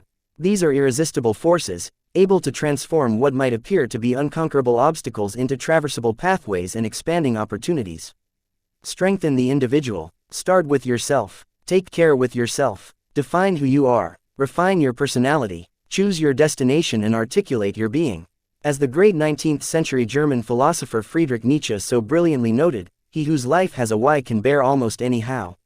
61 You could help direct the world, on its careening trajectory, a bit more toward heaven and a bit more away from hell. Once having understood hell, researched it, so to speak, particularly your own individual hell, you could decide against going there or creating that. You could aim elsewhere. You could, in fact, devote your life to this. That would give you a meaning, with a capital M. That would justify your miserable existence. That would atone for your sinful nature, and replace your shame and self-consciousness with the natural pride and forthright confidence of someone who has learned once again to walk with God in the garden. You could begin by treating yourself as if you were someone you were responsible for helping. Rule 3. Make friends with people who want the best for you. The old hometown, the town I grew up in, had been scraped only 50 years earlier out of the endless flat northern prairie. Fairview, Alberta, was part of the frontier, and had the cowboy bars to prove it. The Hudson's Bay Company department store on Main Street still bought beaver, wolf and coyote furs directly from the local trappers. 3,000 people lived there, 400 miles away from the nearest city. Cable TV, video games and internet did not exist. It was no easy matter to stay innocently amused in Fairview, particularly during the 5 months of winter, when long stretches of 40 below days and even colder nights were the norm. The world is a different place when it's cold like that. The drunks in our town ended their sad lives early. They passed out in snowbanks at 3 in the morning and froze to death. You don't go outside casually when it's 40 below. On first breath, the arid desert air constricts your lungs. Ice forms on your eyelashes and they stick together. Long hair, wet from the shower, freezes solid and then stands on end wraith-like of its own accord later in a warm house, when it thaws bone dry, charged with electricity. Children only put their tongues on steel playground equipment once. Smoke from house chimneys doesn't rise. Defeated by the cold, it drifts downwards, and collects like fog on snow-covered rooftops and yards. Cars must be plugged in at night, their engines warmed by block heaters, or oil will not flow through them in the morning, and they won't start. Sometimes they won't anyway. Then you turn the engine over pointlessly until the starter clatters and falls silent. Then you remove the frozen battery from the car, loosening bolts with stiffening fingers in the intense cold, and bring it into the house. It sits there, sweating for hours, until it warms enough to hold a decent charge. You are not going to see out of the back window of your car, either. It frosts over in November and stays that way until May. Scraping it off just dampens the upholstery. Then it's frozen, too. Late one night going to visit a friend, I sat for 2 hours on the edge of the passenger seat in a 1970 Dodge Challenger, jammed up against the stick shift, using a vodka-soaked rag to keep the inside of the front windshield clear in front of the driver because the car heater had quit. Stopping wasn't an option. There was nowhere to stop. And it was hell on house cats. Felines in Fairview had short ears and tails because they had lost the tips of both to frostbite. They came to resemble Arctic foxes, which evolved those features to deal proactively with the intense cold. One day our cat got outside and no one noticed. We found him, later, fur frozen fast to the cold hard back door cement steps where he sat. We carefully separated cat from concrete, with no lasting damage, except to his pride. Fairview cats were also at great risk in the winter from cars, but not for the reasons you think. It wasn't automobiles sliding on icy roads and running them over. Only loser cats died that way. It was cars parked immediately after being driven that were dangerous. A frigid cat might think highly of climbing up under such a vehicle and sitting on its still warm engine block. But what if the driver decided to use the car again, before the engine cooled down and cat departed? Let's just say that heat-seeking housepets and rapidly rotating radiator fans do not coexist happily. Because we were so far north, the bitterly cold winters were also very dark. By December, the sun didn't rise until 9:30 a.m. We trudged to school in the pitch black. It wasn't much lighter when we walked home, just before the early sunset. There wasn't much for young people to do in Fairview, even in the summer. But the winters were worse. Then your friends mattered, more than anything. My friend Chris and his cousin, I had a friend at that time. We'll call him Chris. He was a smart guy. He read a lot. He liked science fiction of the kind I was attracted to: Bradbury, Heinlein, Clarke. He was inventive. He was interested in electronic kits and gears and motors. He was a natural engineer. All this was overshadowed, however, by something that had gone wrong in his family. I don't know what it was. His sisters were smart and his father was soft-spoken and his mother was kind. The girls seemed okay. But Chris had been left unattended to in some important way. Despite his intelligence and curiosity, he was angry, resentful, and without hope. All this manifested itself in material form in the shape of his 1972 blue Ford pickup truck. That notorious vehicle had at least one dent in every quarter panel of its damaged external body. Worse, it had an equivalent number of dents inside. Those were produced by the impact of the body parts of friends against the internal surfaces during the continual accidents that resulted in the outer dents. Chris's truck was the exoskeleton of a nihilist. It had the perfect bumper sticker, "Be alert, the world needs more alerts." The irony it produced in combination with the dents elevated it nicely to theater of the absurd. Very little of that was, so to speak, accidental. Every time Chris crashed his truck, his father would fix it, and buy him something else. He had a motorbike and a van for selling ice cream. He did not care for his motorbike. He sold no ice cream. He often expressed dissatisfaction with his father and their relationship. But his dad was older and unwell, diagnosed with an illness only after many years. He didn't have the energy he should have. Maybe he couldn't pay enough attention to his son. Maybe that's all it took to fracture their relationship. Chris had a cousin, Ed, who was about 2 years younger. I liked him, as much as you can like the younger cousin of a teenage friend. He was a tall, smart, charming, good-looking kid. He was witty, too. You would have predicted a good future for him, had you met him when he was 12. But Ed drifted slowly downhill, into a dropout, semi-drifting mode of existence. He didn't get as angry as Chris, but he was just as confused. If you knew Ed's friends, you might say that it was peer pressure that set him on his downward path. But his peers weren't obviously any more lost or delinquent than he was, although they were generally somewhat less bright. It was also the case that Ed's, and Chris's, situation did not appear particularly improved by their discovery of marijuana. Marijuana isn't bad for everyone any more than alcohol is bad for everyone. Sometimes it even appears to improve people. But it didn't improve Ed. It didn't improve Chris, either. To amuse ourselves in the long nights, Chris and I and Ed and the rest of the teenagers drove around and around in our 1970s cars and pickup trucks. We cruised down Main Street, along Railroad Avenue, up past the high school, around the north end of town, over to the west, or up Main Street, around the north end of town, over to the east, and so on, endlessly repeating the theme. If we weren't driving in town, we were driving in the countryside. A century earlier, surveyors had laid out a vast grid across the entire 300,000 square mile expanse of the Great Western Prairie.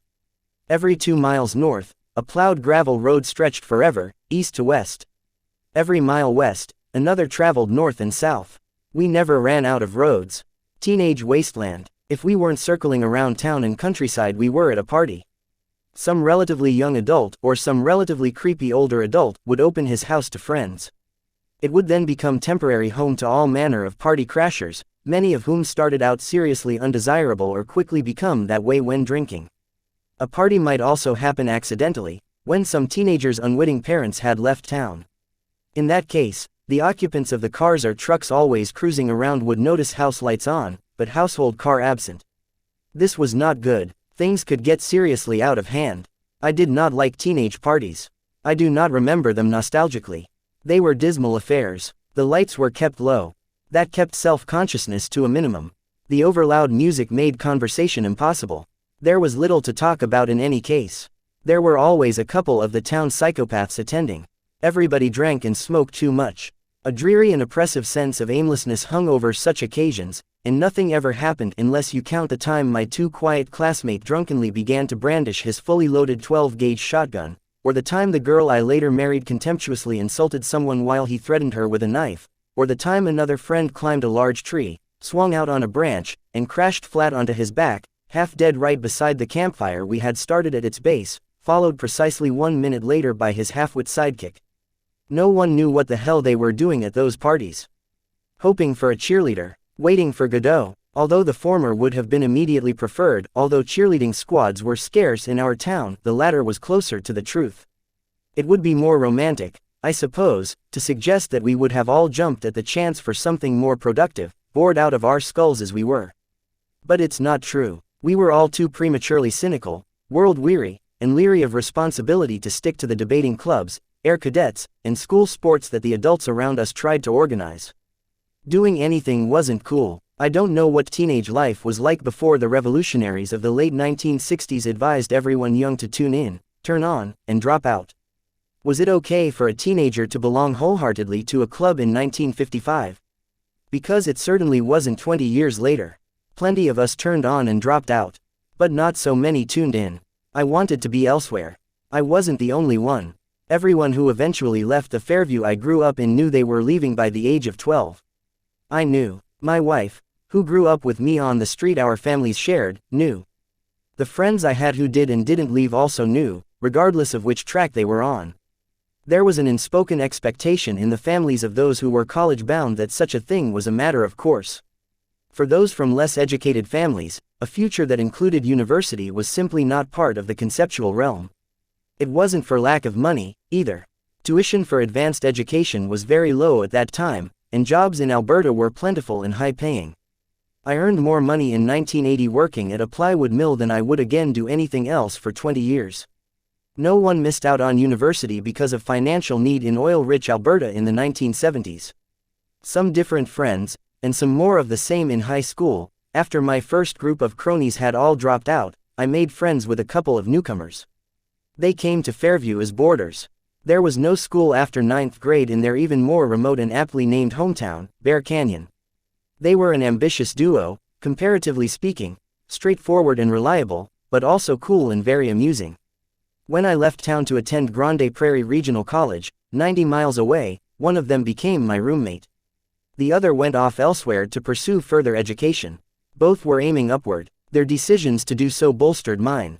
I was a happy clam when I arrived at college. I found another, expanded group of like-minded companions, whom my Bear Canyon comrade also joined.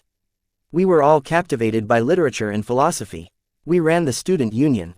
We made it profitable for the first time in its history by hosting college dances. How can you lose money selling beer to college kids? We started a newspaper. We got to know our professors of political science, biology, and English literature in the tiny seminars that characterized even our first year. The instructors were thankful for our enthusiasm and taught us well. We were building a better life. I sloughed off a lot of my past. In a small town, everyone knows who you are. You drag your years behind you like a running dog with tin cans tied to its tail. You can't escape who you have been. Everything wasn't online then, and thank God for that, but it was stored equally indelibly in everyone's spoken and unspoken expectations and memories. When you move, everything is up in the air, at least for a while. It's stressful, but in the chaos, there are new possibilities. People, including you, can't hem you in with their old notions. You get shaken out of your ruts. You can make new, better ruts, with people aiming for better things. I thought this was just a natural development. I thought that every person who moved would have, and want, the same phoenix-like experience. But that wasn't always the case. One time, when I was about 15, I went with Chris and another friend, Carl, to Edmonton, a city of 600,000. Carl had never been to a city. This was not uncommon. Fairview to Edmonton was an 800-mile round trip. I had done it many times, sometimes with my parents, sometimes without. I liked the anonymity that the city provided. I liked the new beginnings. I liked the escape from the dismal, cramped adolescent culture of my hometown. So, I convinced my two friends to make the journey. But they did not have the same experience. As soon as we arrived, Chris and Carl wanted to buy some pot. We headed for the parts of Edmonton that were exactly like the worst of Fairview. We found the same furtive street vending marijuana providers. We spent the weekend drinking in the hotel room. Although we had traveled a long distance, we had gone nowhere at all. I saw an even more egregious example of this a few years later. I had moved to Edmonton to finish my undergraduate degree. I took an apartment with my sister, who was studying to be a nurse. She was also an up-and-out person. Not too many years later, she would plant strawberries in Norway, run safaris through Africa, smuggle trucks across the Tuareg-menaced Sahara Desert, and babysit orphan gorillas in the Congo. We had a nice place in a new high-rise, overlooking the broad valley of the North Saskatchewan River. We had a view of the city skyline in the background. I bought a beautiful new Yamaha upright piano out of a fit of enthusiasm. The place looked good. I heard through the grapevine that Ed, Chris's younger cousin, had moved to the city. I thought that was a good thing. One day, he called. I invited him over. I wanted to see how he was faring. I hoped he was achieving some of the potential I once saw in him. That is not what happened. Ed showed up, older, balder, and stooped. He was a lot more not doing so well young adult and a lot less youthful possibility. His eyes were the telltale red slits of the practiced stoner. Ed had taken some jobs, lawn mowing and casual landscaping, which would have been fine for a part-time university student or for someone who could not do better but were wretchedly low-end as a career for an intelligent person. He was accompanied by a friend. It was his friend. I really remember. He was spaced. He was baked. He was stoned out of his gourd. His head in our nice, civilized apartment did not easily occupy the same universe. My sister was there. She knew Ed. She'd seen this sort of thing before. But I still wasn't happy that Ed had brought this character into our place. Ed sat down. His friend, 66 sat down, too, although it wasn't clear he noticed. It was tragicomedy. Stoned as he was, Ed still had the sense to be embarrassed. We sipped our beer. Ed's friend looked upwards. My particles are scattered all over the ceiling, he managed. Truer words were never spoken. I took Ed aside and told him politely that he had to leave. I said that he shouldn't have brought his useless bastard of a companion. He nodded. He understood. That made it even worse. His older cousin Chris wrote me a letter much later about such things. I included it in my first book, Maps of Meaning, The Architecture of Belief, published in 1999. I had friends, he said. 62, before. Anyone with enough self-contempt that they could forgive me mine. What was it that made Chris and Carl and Ed unable or, worse, perhaps, unwilling to move or to change their friendships and improve the circumstances of their lives? Was it inevitable? A consequence of their own limitations, nascent illnesses and traumas of the past? After all, people vary significantly, in ways that seem both structural and deterministic. People differ in intelligence, which is in large part the ability to learn and transform. People have very different personalities, as well. Some are active, and some passive. Others are anxious or calm. For every individual driven to achieve, there is another who is indolent. The degree to which these differences are immutably part and parcel of someone is greater than an optimist might presume or desire. And then there is illness, mental and physical, diagnosed or invisible, further limiting or shaping our lives. Chris had a psychotic break in his 30s, after flirting with insanity for many years. Not long afterward, he committed suicide. Did his heavy marijuana use play a magnifying role, or was it understandable self-medication? Use of physician-prescribed drugs for pain has, after all, decreased in marijuana-legal states such as Colorado. 63 Maybe the pod made things better for Chris, not worse. Maybe it eased his suffering, instead of exacerbating his instability. Was it the nihilistic philosophy he nurtured that paved the way to his eventual breakdown? Was that nihilism, in turn, a consequence of genuine ill health, or just an intellectual rationalization of his unwillingness to dive responsibly into life? Why did he, like his cousin, like my other friends, continually choose people who, and places that, were not good for him? Sometimes, when people have a low opinion of their own worth, or, perhaps, when they refuse responsibility for their lives, they choose a new acquaintance, of precisely the type who proved troublesome in the past. Such people don't believe that they deserve any better, so they don't go looking for it. Or, perhaps, they don't want the trouble of better. Freud called this a repetition compulsion. He thought of it as an unconscious drive to repeat the horrors of the past, sometimes, perhaps, to formulate those horrors more precisely, sometimes to attempt more active mastery and sometimes, perhaps, because no alternatives beckon. People create their worlds with the tools they have directly at hand. Faulty tools produce faulty results. Repeated use of the same faulty tools produces the same faulty results. It is in this manner that those who fail to learn from the past doom themselves to repeat it. It's partly fate, it's partly inability, it's partly unwillingness to learn, refusal to learn, motivated refusal to learn. Rescuing the damned people choose friends who aren't good for them for other reasons, too. Sometimes it's because they want to rescue someone. This is more typical of young people, although the impetus still exists among older folks who are too agreeable or have remained naive or who are willfully blind. Someone might object, it is only right to see the best in people. The highest virtue is the desire to help. But not everyone who is failing is a victim, and not everyone at the bottom wishes to rise, although many do, and many manage it. 67 Nonetheless, people will often accept or even amplify their own suffering, as well as that of others, if they can brandish it as evidence of the world's injustice. There is no shortage of oppressors among the downtrodden, even if, given their lowly positions, many of them are only tyrannical wannabes. It's the easiest path to choose, moment to moment, although it's nothing but hell in the long run. Imagine someone not doing well. He needs help. He might even want it.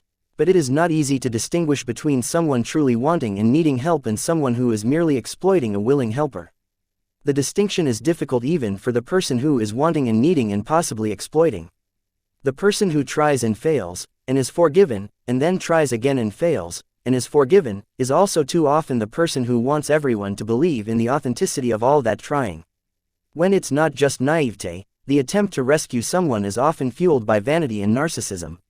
Something like this is detailed in the incomparable Russian author Fyodor Dostoevsky's bitter classic, Notes from Underground, which begins with these famous lines: "I am a sick man, I am a spiteful man. I am an unattractive man. I believe my liver is diseased." It is the confession of a miserable, arrogant sojourner in the underworld of chaos and despair. He analyzes himself mercilessly, but only pays in this manner for 100 sins, despite committing 1,000. Then, imagining himself redeemed, the underground man commits the worst transgression of the lot. He offers aid to a genuinely unfortunate person, Liza, a woman on the desperate 19th century road to prostitution. He invites her for a visit, promising to set her life back on the proper course. While waiting for her to appear, his fantasies spin increasingly messianic.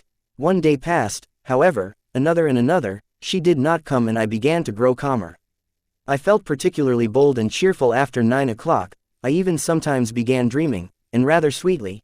I, for instance, became the salvation of Liza, simply through her coming to me and my talking to her. I develop her, educate her. Finally, I notice that she loves me passionately. I pretend not to understand. I don't know, however, why I pretend, just for effect, perhaps. At last, all confusion, transfigured, trembling and sobbing, she flings herself at my feet and says that I am her savior, and that she loves me better than anything in the world. Nothing but the narcissism of the underground man is nourished by such fantasies. Liza herself is demolished by them.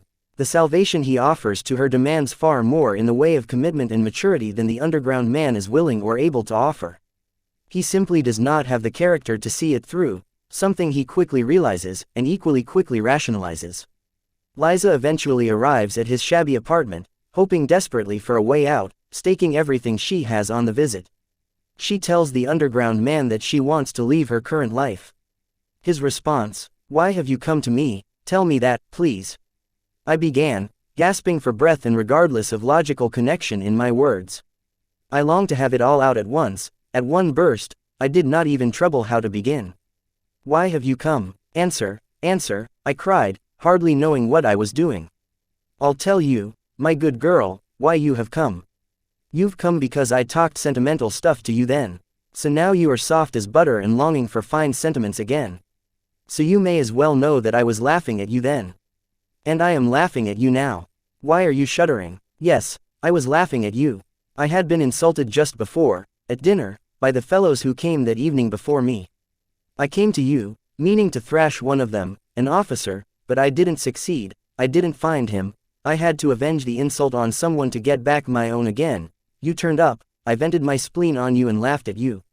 I had been humiliated, so I wanted to humiliate. I had been treated like a rag, so I wanted to show my power.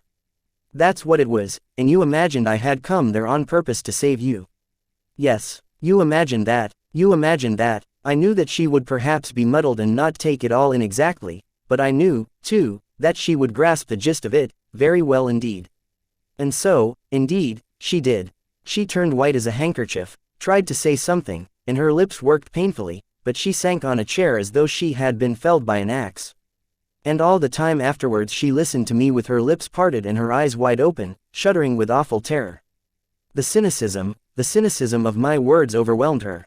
The inflated self-importance, carelessness and sheer malevolence of the underground man dashes Liza's last hopes. He understands this well. Worse, something in him was aiming at this all along. And he knows that too. But a villain who despairs of his villainy has not become a hero. A hero is something positive, not just the absence of evil. But Christ himself, you might object, befriended tax collectors and prostitutes. How? 68 But Christ himself, you might object, befriended tax collectors and prostitutes. How dare I cast aspersions on the motives of those who are trying to help? But Christ was the archetypal perfect man. And you're you. How do you know that your attempts to pull someone up won't instead bring them, or you, further down?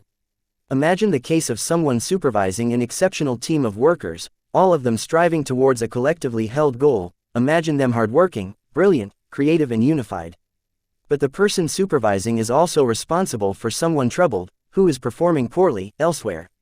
In a fit of inspiration, the well-meaning manager moves that problematic person into the midst of his stellar team, hoping to improve him by example.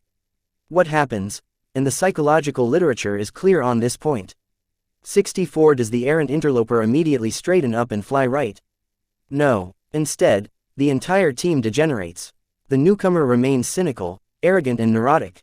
He complains. He shirks. He misses important meetings. His low-quality work causes delays, and must be redone by others. He still gets paid, however, just like his teammates. The hard workers who surround him start to feel betrayed. Why am I breaking myself into pieces striving to finish this project? Each thinks, when my new team member never breaks a sweat. The same thing happens when well-meaning counselors place a delinquent teen among comparatively civilized peers. The delinquency spreads, not the stability. 65 down is a lot easier than up. Maybe you are saving someone because you're a strong, generous, well-put-together person who wants to do the right thing. But it's also possible, and, perhaps, more likely, that you just want to draw attention to your inexhaustible reserves of compassion and goodwill.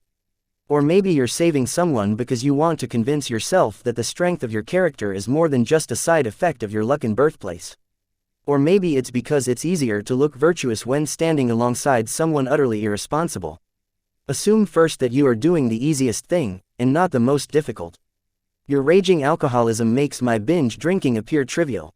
My long serious talks with you about your badly failing marriage convince both of us that you are doing everything possible and that I am helping you to my utmost. It looks like effort, it looks like progress, but real improvement would require far more from both of you. Are you so sure the person crying out to be saved has not decided 1,000 times to accept his lot of pointless and worsening suffering, simply because it is easier than shouldering any true responsibility? Are you enabling a delusion? Is it possible that your contempt would be more salutary than your pity? Or maybe you have no plan, genuine or otherwise, to rescue anybody. You're associating with people who are bad for you not because it's better for anyone but because it's easier. You know it, your friends know it, you're all bound by an implicit contract, one aimed at nihilism, failure, and suffering of the stupidest sort. You've all decided to sacrifice the future for the present. You don't talk about it. You don't all get together and say, let's take the easier path. Let's indulge in whatever the moment might bring. And let's agree, further, not to call each other on it. That way, we can more easily forget what we are doing. You don't mention any of that. But you all know what's really going on. Before you help someone, you should find out why that person is in trouble. You shouldn't merely assume that he or she is a noble victim of unjust circumstances and exploitation. It's the most unlikely explanation, not the most probable. In my experience, clinical and otherwise, it's just never been that simple.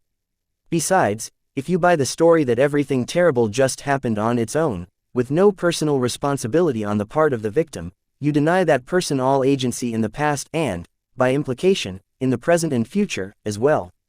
In this manner, you strip him or her of all power. 69. It is far more likely that a given individual has just decided to reject the path upward because of its difficulty.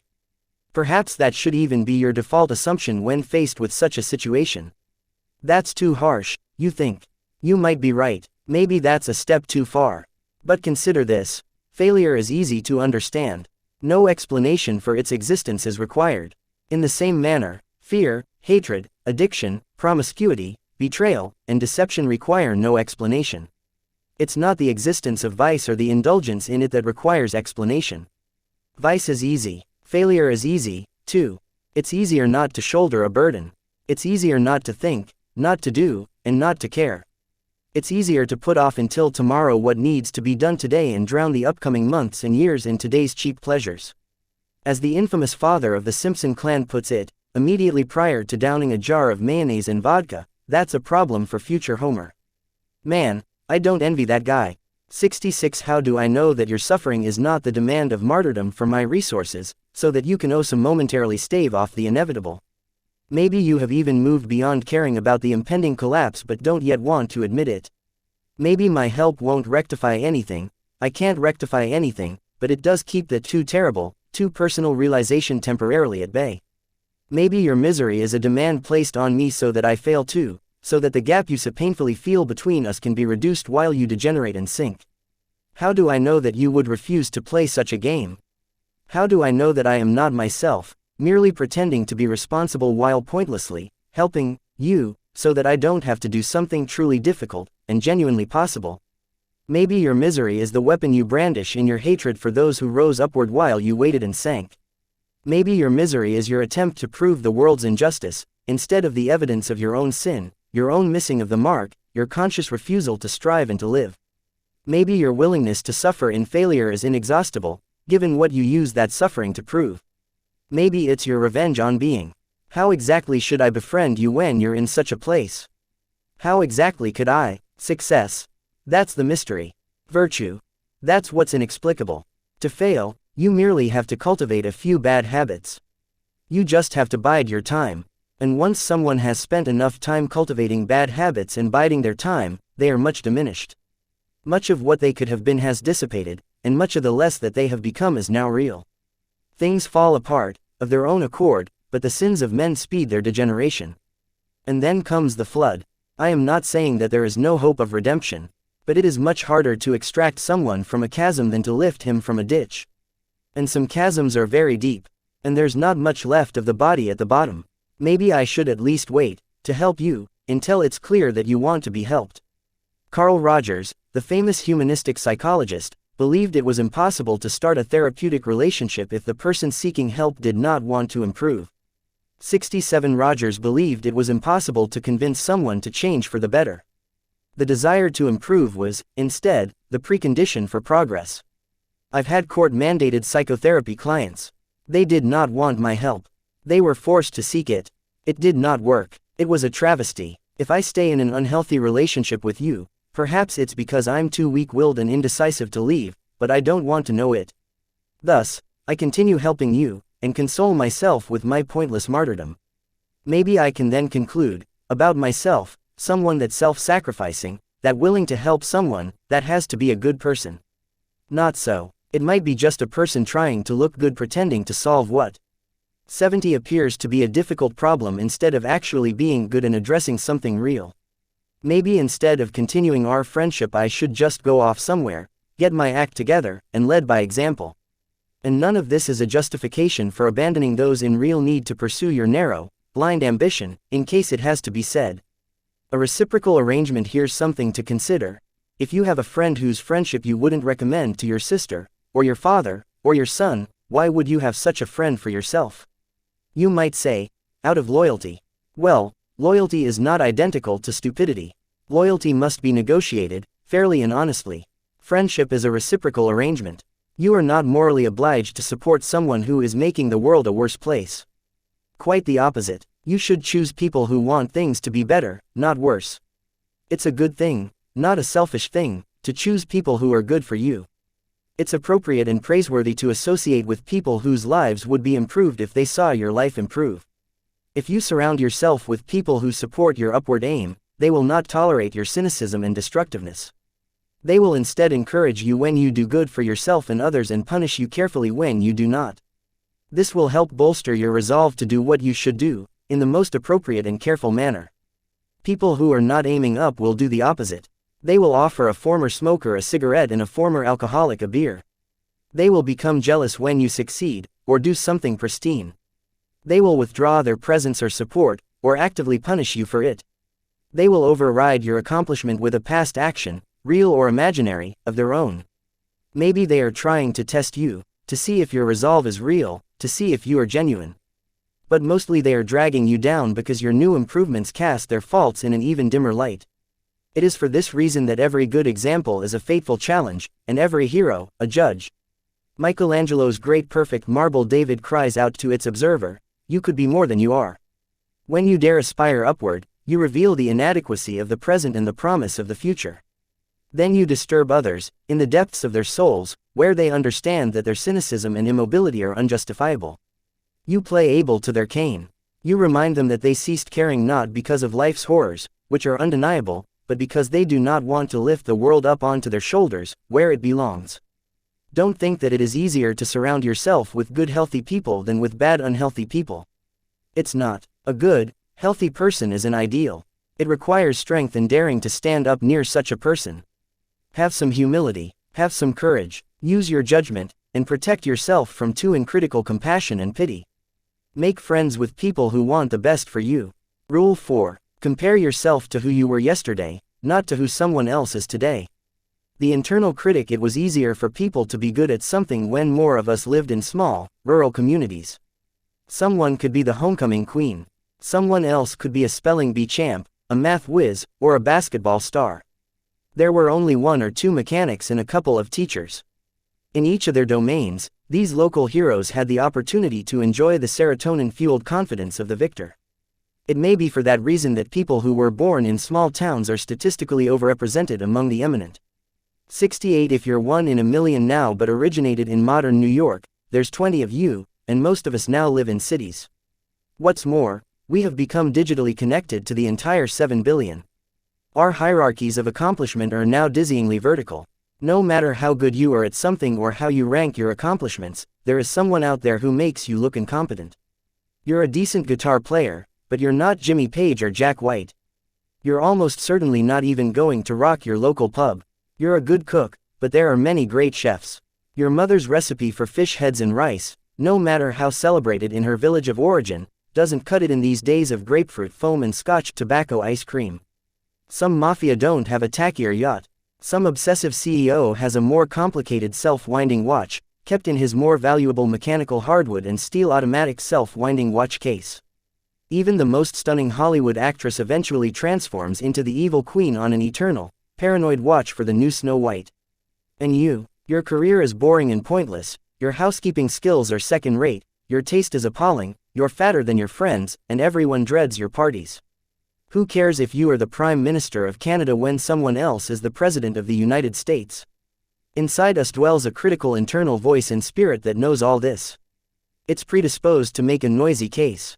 It condemns our mediocre efforts. It can be very difficult to quell. Worse, critics of its sort are necessary. There is no shortage of tasteless artists, tuneless musicians, poisonous cooks, bureaucratically personality-disordered middle managers, hack novelists, and tedious, ideology-ridden professors. Things and people differ significantly in their qualities. Awful music torments listeners everywhere. Poorly designed buildings crumble in earthquakes. Substandard automobiles kill their drivers when they crash. Failure is the price we pay for standards, and because mediocrity has consequences both real and harsh, standards are necessary. We are not equal in ability or outcome, and we never will be.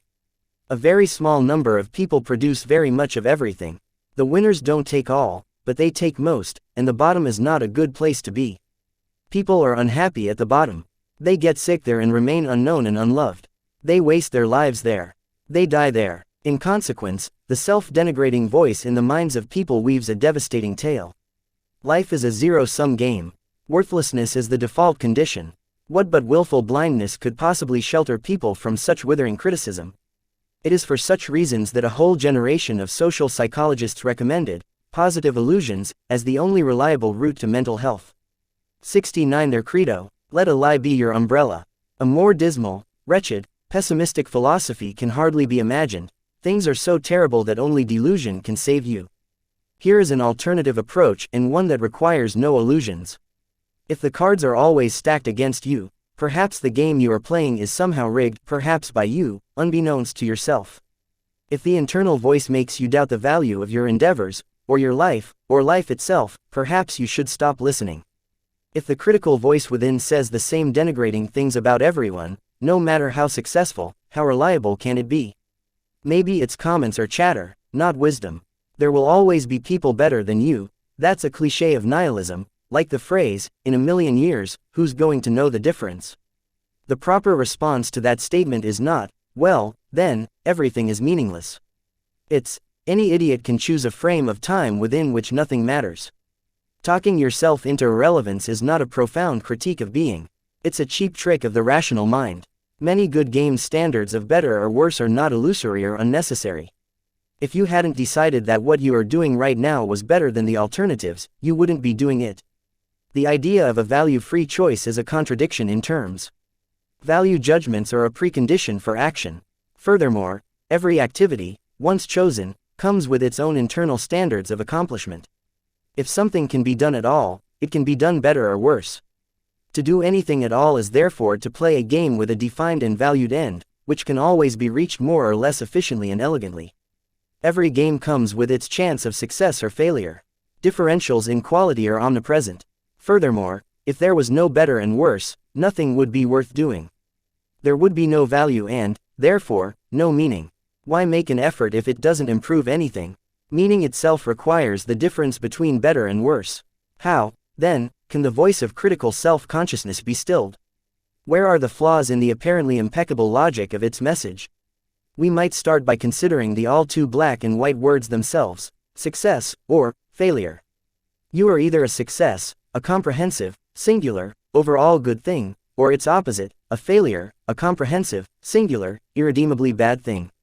The words imply no alternative and no middle ground. However, in a world as complex as ours, such generalizations such failure to differentiate are a sign of naive, unsophisticated or even malevolent analysis. There are vital degrees and gradations of value obliterated by this binary system, and the consequences are not good. To begin with, there is not just one game at which to succeed or fail. There are many games and, more specifically, many good games, games that match your talents, involve you productively with other people, and sustain and even improve themselves across time. Lawyer is a good game. So is plumber, physician, carpenter, or schoolteacher. The world allows for many ways of being. If you don't succeed at one, you can try another. You can pick something better matched to your unique mix of strengths, weaknesses, and situations. Furthermore, if changing games does not work, you can invent a new one. I recently watched a talent show featuring a mime who taped his mouth shut and did something ridiculous with oven mitts. That was unexpected. That was original. It seemed to be working for him. It's also unlikely that you're playing only one game. You have a career, friends and family members, personal projects, artistic endeavors, and athletic pursuits. You might consider judging your success across all the games you play. Imagine that you are very good at some, middling at others, and terrible at the remainder. Perhaps that's how it should be. You might object, I should be winning at everything. But winning at everything might only mean that you're not doing anything new or difficult. You might be winning, but you're not growing, and growing might be the most important form of winning. Should victory in the present always take precedence over trajectory across time? Finally, you might come to realize that the specifics of the many games you are playing are so unique to you, so individual, that comparison to others is simply inappropriate. Perhaps you are overvaluing what you don't have and undervaluing what you do. There's some real utility in gratitude. It's also good protection against the dangers of victimhood and resentment. Your colleague outperforms you at work. His wife, however, is having an affair, while your marriage is stable and happy. Who has it better? The celebrity you admire is a chronic drunk driver and bigot. Is his life truly preferable to yours? When the internal critic puts you down using such comparisons, here's how it operates. First, it selects a single, arbitrary domain of comparison: fame, maybe, or power. Then it acts as if that domain is the only one that is relevant. Then it contrasts you unfavorably with someone truly stellar, within that domain. It can take that final step even further, using the unbridgeable gap between you and its target of comparison as evidence for the fundamental injustice of life. That way your motivation to do anything at all can be most effectively undermined. Those who accept such an approach to self-evaluation certainly can't be accused of making things too easy for themselves. But it's just as big a problem to make things too difficult. When we are very young, we are neither individual nor informed. We have not had the time nor gained the wisdom to develop our own standards. In consequence, we must compare ourselves to others, because standards are necessary. Without them, there is nowhere to go and nothing to do. As we mature, we become, by contrast, increasingly individual and unique. The conditions of our lives become more and more personal and less comparable with those of others. Symbolically speaking, this means we must leave the house ruled by our Father, and confront the chaos of our individual being. We must take note of our disarray, without completely abandoning that Father in the process. We must then rediscover the values of our culture, veiled from us by our ignorance, hidden in the dusty treasure trove of the past, rescue them, and integrate them into our own lives. This is what gives existence its full and necessary meaning. Who are you? You think you know, but maybe you don't. You are, for example, neither your own master, nor your own slave. You cannot easily tell yourself what to do and compel your own obedience any more than you can easily tell your husband, wife, son or daughter what to do, and compel theirs. You are interested in some things and not in others. You can shape that interest, but there are limits. Some activities will always engage you, and others simply will not. You have a nature. You can play the tyrant to it, but you will certainly rebel. How hard can you force yourself to work and sustain your desire to work? How much can you sacrifice to your partner before generosity turns to resentment? What is it that you actually love? What is it that you genuinely want? Before you can articulate your own standards of value, you must see yourself as a stranger, and then you must get to know yourself. What do you find valuable or pleasurable? How much leisure, enjoyment, and reward do you require, so that you feel like more than a beast of burden? How must you treat yourself, so you won't kick over the traces and smash up your corral? You could force yourself through your daily grind and kick your dog in frustration when you come home. You could watch the precious days tick by, or you could learn how to entice yourself into sustainable, productive activity. Do you ask yourself what you want? Do you negotiate fairly with yourself? Or are you a tyrant, with yourself as slave? When do you dislike your parents, your spouse, or your children, and why? What might be done about that? What do you need and want from your friends and your business partners? This is not a mere matter of what you should want. I'm not talking about what other people require from you, or your duties to them. I'm talking about determining the nature of your moral obligation to yourself. Should might enter into it, because you are nested within a network of social obligations. Should is your responsibility, and you should live up to it. But this does not mean you must take the role of lapdog, obedient and harmless. That's how a dictator wants his slaves. Dare, instead, to be dangerous. Dare to be truthful. Dare to articulate yourself, and express or at least become aware of what would really justify your life. If you allowed your dark and unspoken desires for your partner, for example, to manifest themselves, if you were even willing to consider them, you might discover that they were not so dark, given the light of day. You might discover, instead, that you were just afraid and, so, pretending to be moral. You might find that getting what you actually desire would stop you from being tempted and straying. Are you so sure that your partner would be unhappy if more of you rose to the surface? The femme fatale and the anti-hero are sexually attractive for a reason. How do you need to be spoken to? What do you need to take from people? What are you putting up with, or pretending to like, from duty or obligation? Consult your resentment. It's a revelatory emotion, for all its pathology. It's part of an evil triad: arrogance, deceit, and resentment. Nothing causes more harm than this underworld trinity. But resentment always means one of two things. Either the resentful person is immature, in which case he or she should shut up, quit whining, and get on with it, or there is tyranny afoot, in which case the person subjugated has a moral obligation to speak up. Why? Because the consequence of remaining silent is worse. Of course, it's easier in the moment to stay silent and avoid conflict. But in the long term, that's deadly. When you have something to say, silence is a lie, and tyranny feeds on lies. When should you push back against oppression, despite the danger? When you start nursing secret fantasies of revenge, when your life is being poisoned and your imagination fills with the wish to devour and destroy. I had a client decades ago who suffered from severe obsessive-compulsive disorder. He had to line up his pajamas just right before he could go to sleep at night. Then he had to fluff his pillow. Then he had to adjust the bedsheets. Over and over and over and over. I said, maybe that part of you, that insanely persistent part, wants something, inarticulate though it may be. Let it have its say. What could it be? He said, control. I said, close your eyes and let it tell you what it wants. Don't let fear stop you. You don't have to act it out, just because you're thinking it. He said, it wants me to take my stepfather by the collar, put him up against the door, and shake him like a rat. Maybe it was time to shake someone like a rat, although I suggested something a bit less primal. But God only knows what battles must be fought, forthrightly, voluntarily, on the road to peace. What do you do to avoid conflict, necessary though it may be? What are you inclined to lie about, assuming that the truth might be intolerable? What do you fake? The infant is dependent on his parents for almost everything he needs. The child, the successful child, can leave his parents, at least temporarily, and make friends. He gives up a little of himself to do that, but gains much in return. The successful adolescent must take that process to its logical conclusion. He has to leave his parents and become like everyone else. He has to integrate with the group so he can transcend his childhood dependency. Once integrated, the successful adult then must learn how to be just the right amount different from everyone else. Be cautious when you're comparing yourself to others.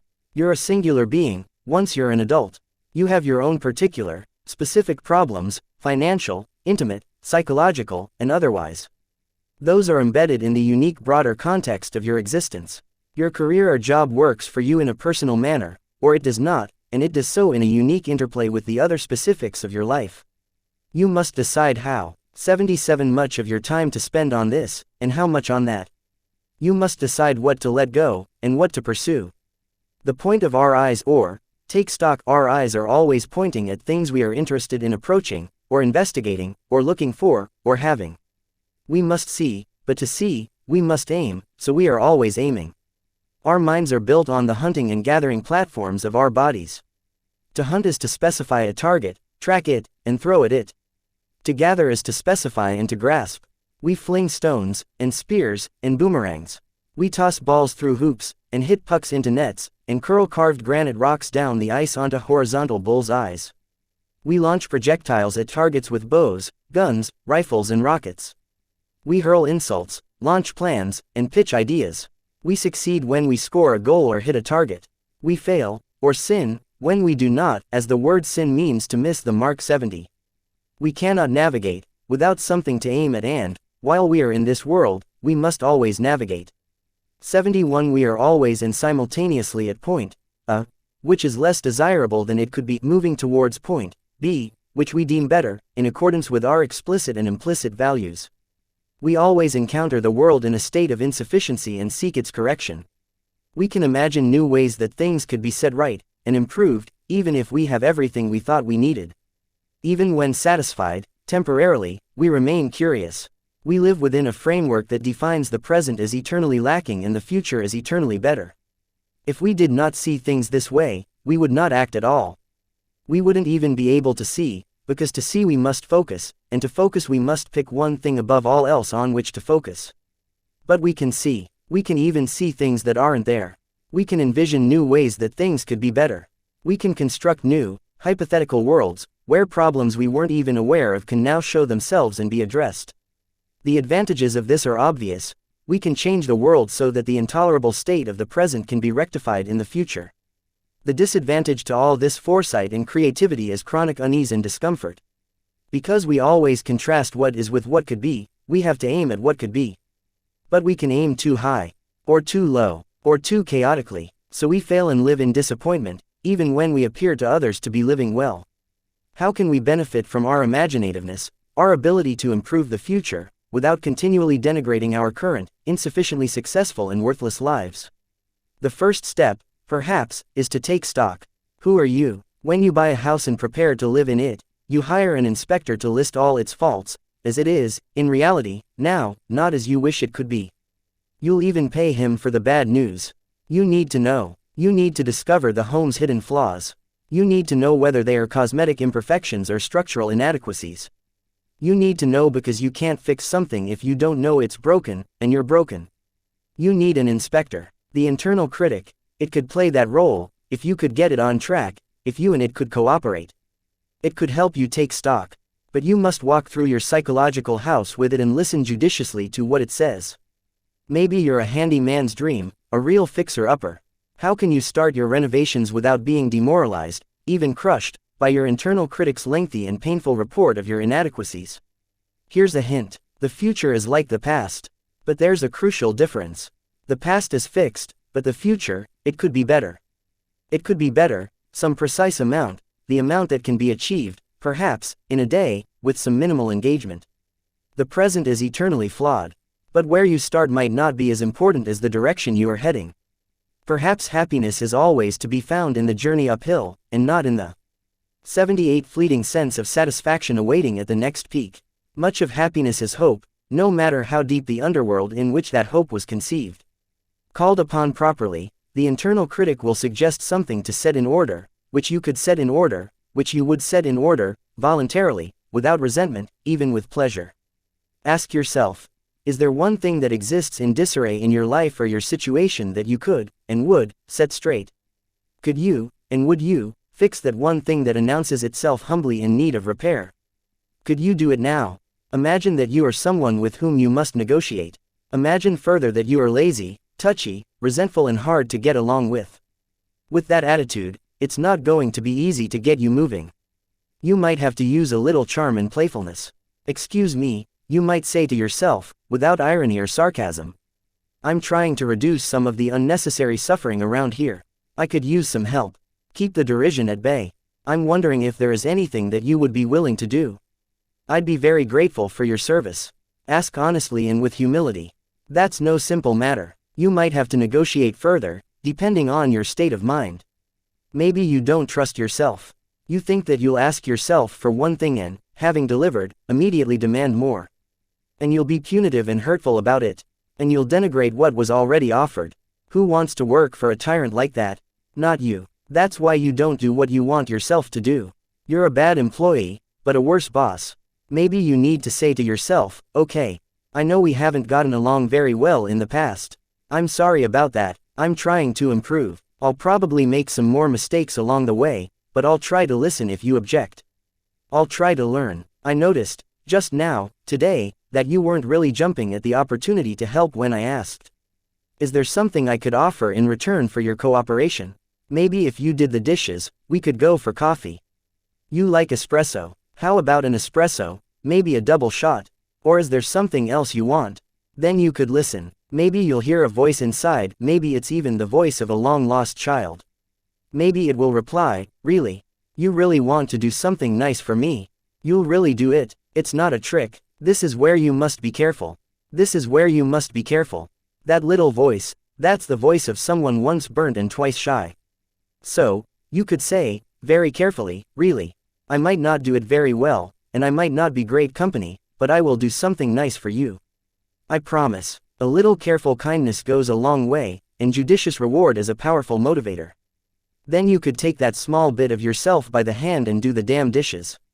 And then you better not go clean the bathroom and forget about the coffee or the movie or the beer, or it will be even harder to call those forgotten parts of yourself forth from the nooks and crannies of the underworld. You might ask yourself, what could I say to someone else, my friend, my brother, my boss, my assistant, that would set things a bit more right between us tomorrow? What bit of chaos might I eradicate at home, on my desk, in my kitchen, tonight, so that the stage could be set for a better play? What snakes might I banish from my closet, and my mind? 500 small decisions, 500 tiny actions, compose your day, today, and every day. Could you aim one or two of these at a better result? Better, in your own private opinion, by your own individual standards? Could you compare your specific personal tomorrow with your specific personal yesterday? Could you use your own judgment, and ask yourself what that better tomorrow might be? Aim small. You don't want to shoulder too much to begin with, given your limited talents, tendency to deceive, burden of resentment, and ability to shirk responsibility. Thus, you set the following goal: by the end of the day, I want things in my life to be a tiny bit better than they were this morning. Then you ask yourself, what could I do, that would accomplish that, and what small thing would I like as a reward? 79. Then you do what you have decided to do, even if you do it badly. Then you give yourself that damn coffee, in triumph. Maybe you feel a bit stupid about it, but you do it anyway. And you do the same thing tomorrow, and the next day, and the next. And, with each day, your baseline of comparison gets a little higher, and that's magic. That's compound interest. Do that for 3 years, and your life will be entirely different. Now you're aiming for something higher. Now you're wishing on a star. Now the beam is disappearing from your eye, and you're learning to see. And what you aim at determines what you see. That's worth repeating. What you aim at determines what you see. What you want and what you see, the dependency of sight on aim and, therefore, on value, because you aim at what you value, was demonstrated unforgettably by the cognitive psychologist Daniel Simons more than 15 years ago. 72. Simons was investigating something called sustained inattentional blindness. He would sit his research subjects in front of a video monitor and show them, for example, a field of wheat. Then he would transform the photo slowly, secretly, while they watched. He would slowly fade in a road cutting through the wheat. He didn't insert some little easy-to-miss footpath, either. It was a major trail, occupying a good third of the image. Remarkably, the observers would frequently fail to take notice. The demonstration that made Drive Simon's famous was of the same kind, but more dramatic, even unbelievable. First, he produced a video of two teams of 3 people. 73. One team was wearing white shirts, the other, black. The 2 teams were not off in the distance, either, or in any way difficult to see. The 6 of them filled much of the video screen, and their facial features were close enough to see clearly. Each team had its own ball, which they bounced or threw to their other team members, as they moved and fainted in the small space in front of the elevators where the game was filmed. Once Dan had his video, he showed it to his study participants. He asked each of them to count the number of times the white shirts threw the ball back and forth to one another. After a few minutes, his subjects were asked to report the number of passes. Most answered, 15. That was the correct answer. Most felt pretty good about that. They passed the test. But then Drive Simons asked, "Did you see the gorilla?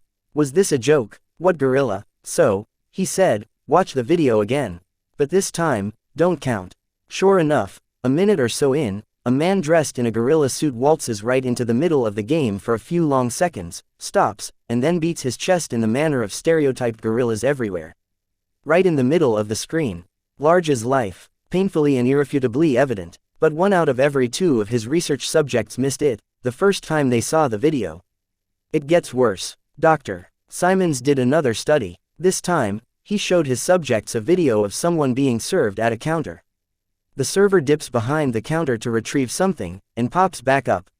So what? Most of his participants don't detect anything amiss.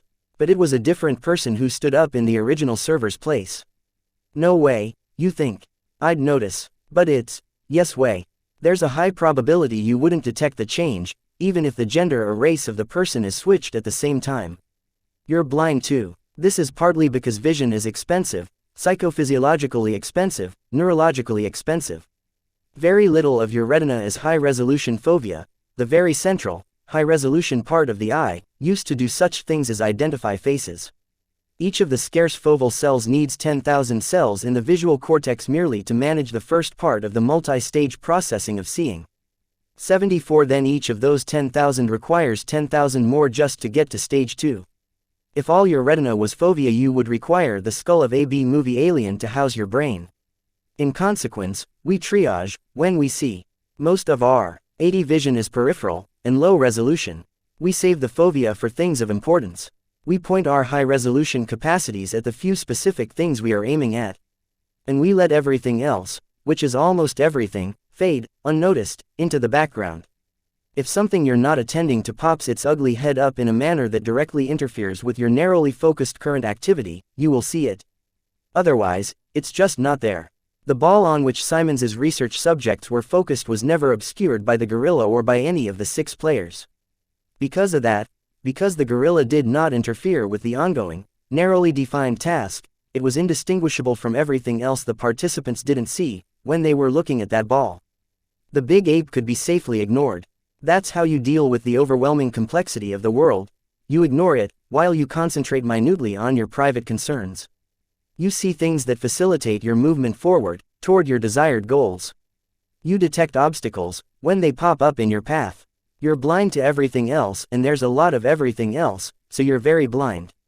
And it has to be that way, because there is much more of the world than there is of you. You must shepherd your limited resources carefully. Seeing is very difficult, so you must choose what to see, and let the rest go.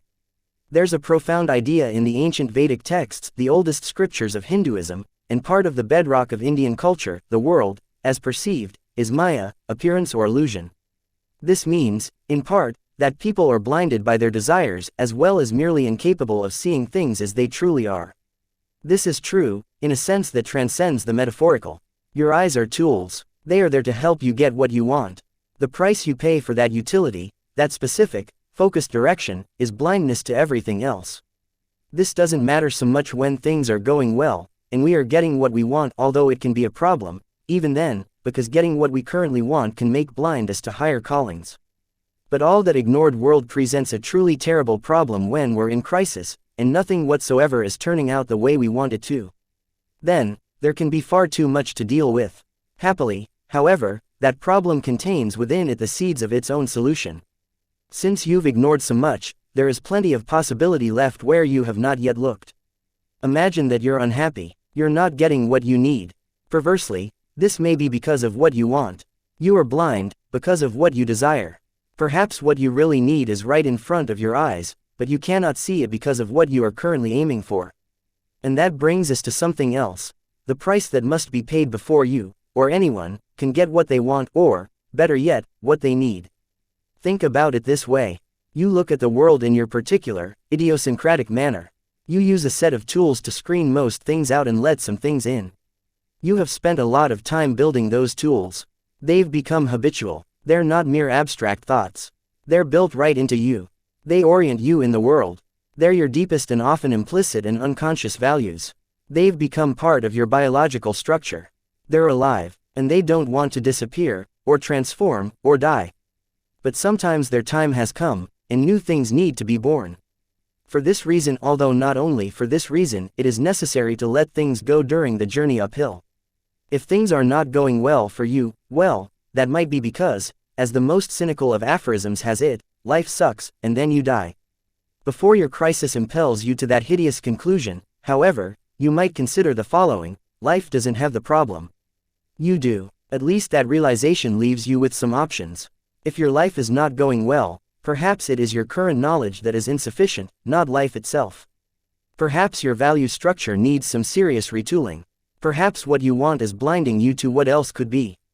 Perhaps you are holding on to your desires, in the present, so tightly that you cannot see anything else, even what you truly need. Imagine that you are thinking, enviously, I should have my boss's job. If your boss, 81 Imagine that you are thinking, enviously, I should have my boss's job.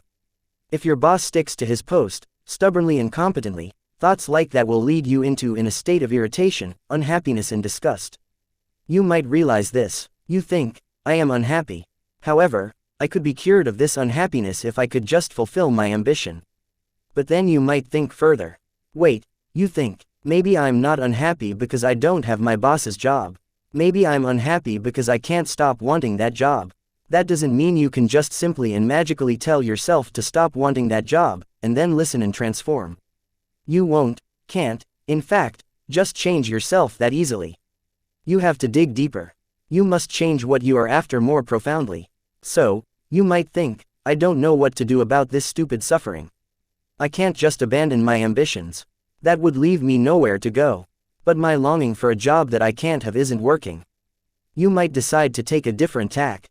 You might ask, instead, for the revelation of a different plan, one that would fulfill your desires and gratify your ambitions in a real sense, but that would remove from your life the bitterness and resentment with which you are currently affected. You might think, I will make a different plan. I will try to want whatever it is that would make my life better, whatever that might be, and I will start working on it now. If that turns out to mean something other than chasing my boss's job, I will accept that and I will move forward.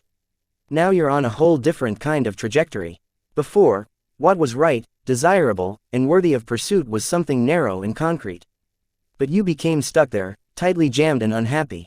So you let go. You make the necessary sacrifice, and allow a whole new world of possibility, hidden from you because of your previous ambition, to reveal itself. And there's a lot there. What would your life look like, if it were better? What would life itself look like? What does better even mean? You don't know. And it doesn't matter that you don't know, exactly, right away, because you will start to slowly see what is better, once you have truly decided to want it. You will start to perceive what remained hidden from you by your presuppositions and preconceptions, by the previous mechanisms of your vision. You will begin to learn. This will only work, however, if you genuinely want your life to improve. You can't fool your implicit perceptual structures. Not even a bit. They aim where you point them. To retool, to take stock, to aim somewhere better, you have to think it through, bottom to top. You have to scour your psyche. You have to clean the damn thing up. And you must be cautious, because making your life better means adopting a lot of responsibility, and that takes more effort and care than living stupidly in pain and remaining arrogant, deceitful and resentful? What if it was the case that the world revealed whatever goodness it contains in precise proportion to your desire for the best? What if the more your conception of the best has been elevated, expanded and rendered sophisticated, the more possibility and benefit you could perceive?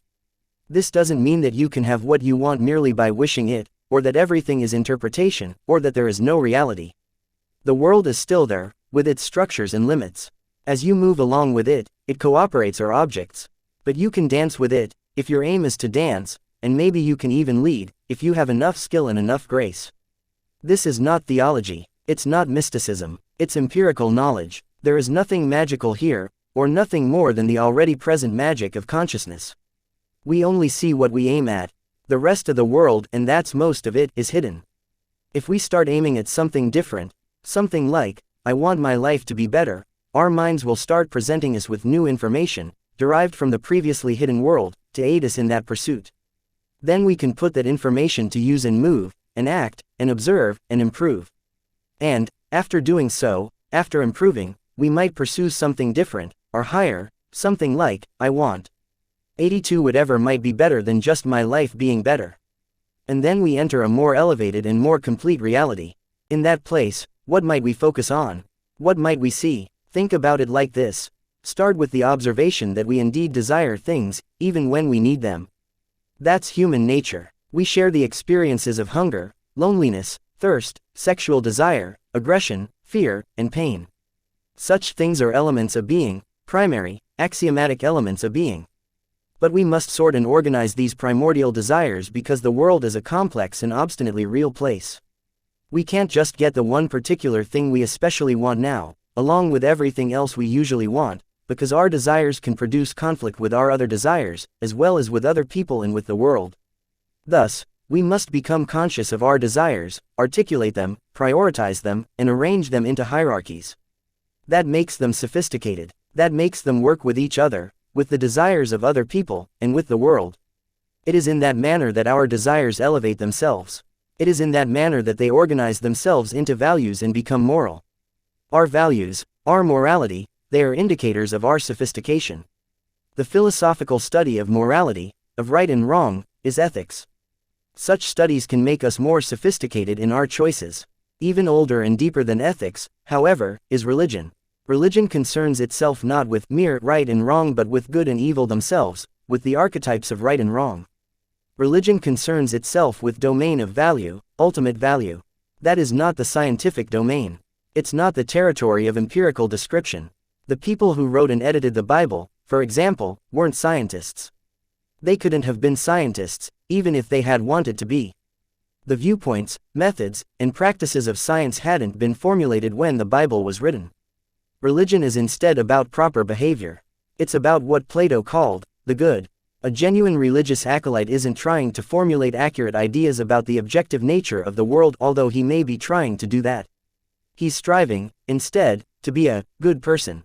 It may be the case that to him, good means nothing but obedient, even blindly obedient. Hence the classic liberal Western Enlightenment objection to religious belief: obedience is not enough. But it's at least a start, and we have forgotten this. You cannot aim yourself at anything if you are completely undisciplined and untutored. You will not know what to target, and you won't fly straight, even if you somehow get your aim right. And then you will conclude, there is nothing to aim for. And then you will be lost. It is therefore necessary and desirable for religions to have a dogmatic element. What good is a value system that does not provide a stable structure? What good is a value system that does not point the way to a higher order? And what good can you possibly be if you cannot or do not internalize that structure or accept that order, not as a final destination, necessarily, but at least as a starting point? Without that, you're nothing but an adult 2 years old, without the charm or the potential. That is not to say it again, that obedience is sufficient. But a person capable of obedience, let's say, instead, a properly disciplined person, is at least a well-forged tool. At least that, and that is not nothing. Of course, there must be vision beyond discipline and beyond dogma. A tool still needs a purpose. It is for such reasons that Christ said, in the Gospel of Thomas, the kingdom of the Father is spread out upon the earth, but men do not see it. 75. Does that mean that what we see is dependent on our religious beliefs? Yes, and what we don't see, as well. You might object, but I'm an atheist. No, you're not, and if you want to understand this, you could read Dostoevsky's Crime and Punishment, perhaps the greatest novel ever written, in which the main character, Raskolnikov, decides to take his atheism with true seriousness and commits what he has rationalized as a benevolent murder.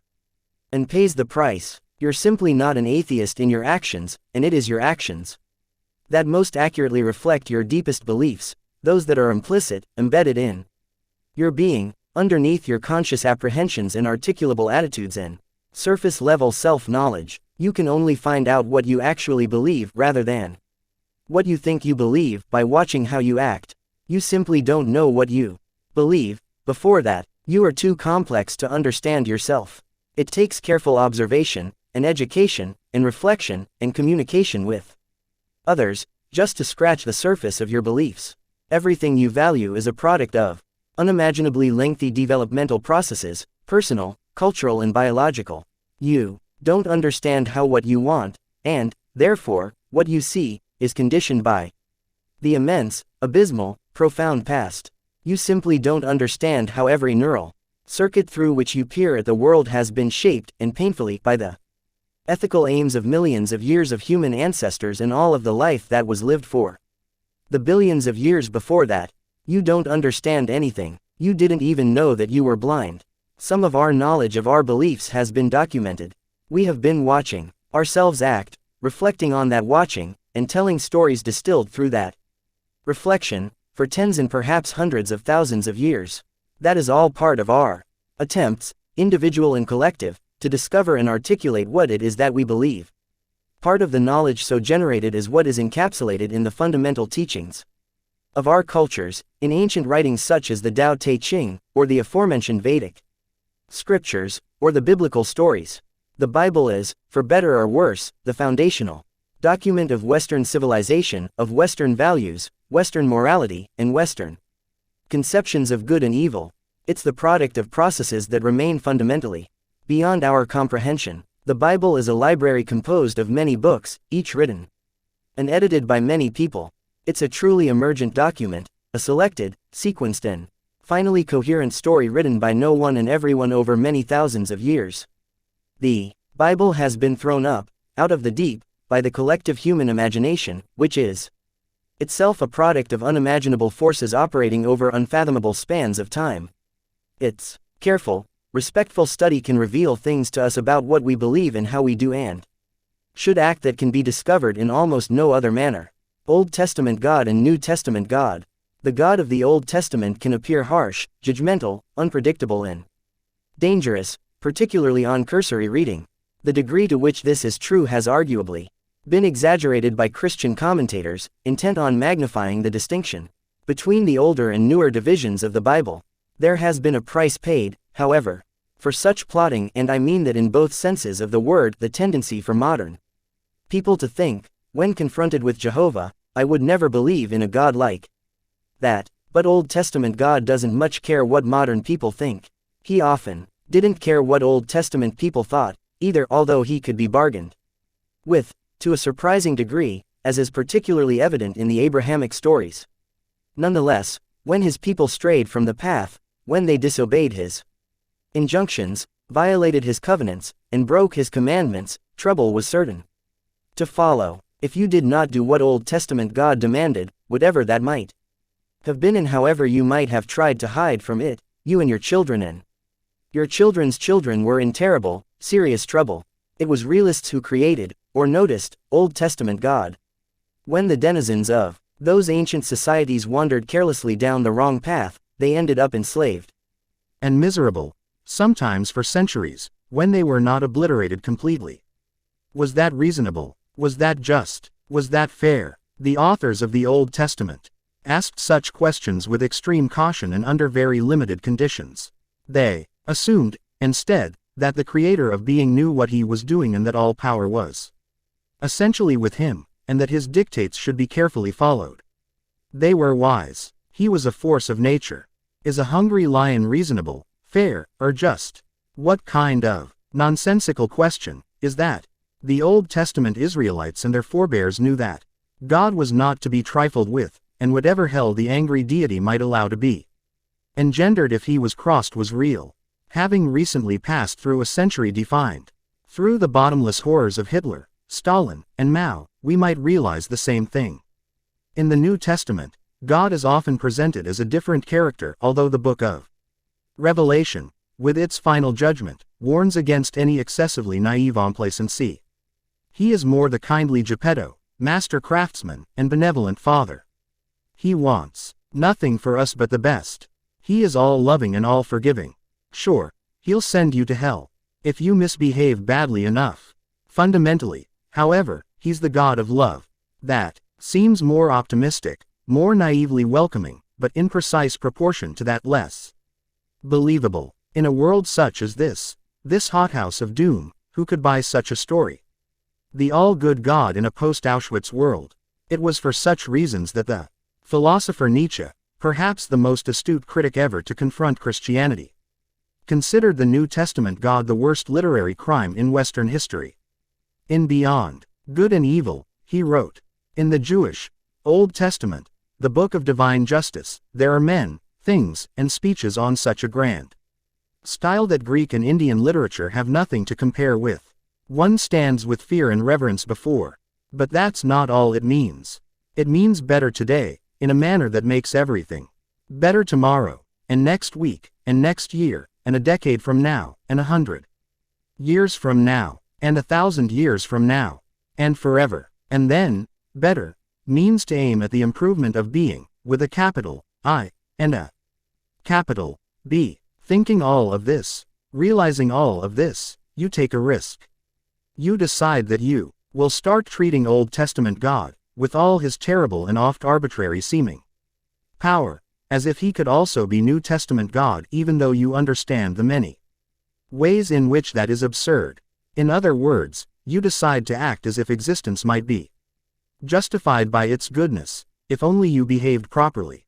And it is that decision, that declaration of existential faith, that allows you to overcome nihilism, and resentment, and arrogance. It is that declaration of faith that keeps hatred of being, with all its attendant evils, at bay. And, as for such faith, it is not at all the will to believe things that you know perfectly well to be false. Faith is not the childish belief in magic. That is ignorance or even willful blindness. It is instead the realization that the tragic irrationalities of life must be counterbalanced by an equally irrational commitment to the essential goodness of being. It is simultaneously the will to dare set your sights at the unachievable, and to sacrifice everything, including, and most importantly, your life. You realize that you have, literally, nothing better to do. But how can you do all this, assuming you are foolish enough to try? You might start by not thinking, or, more accurately, but less trenchantly, by refusing to subjugate your faith to your current rationality, and its narrowness of view. This doesn't mean, make yourself stupid.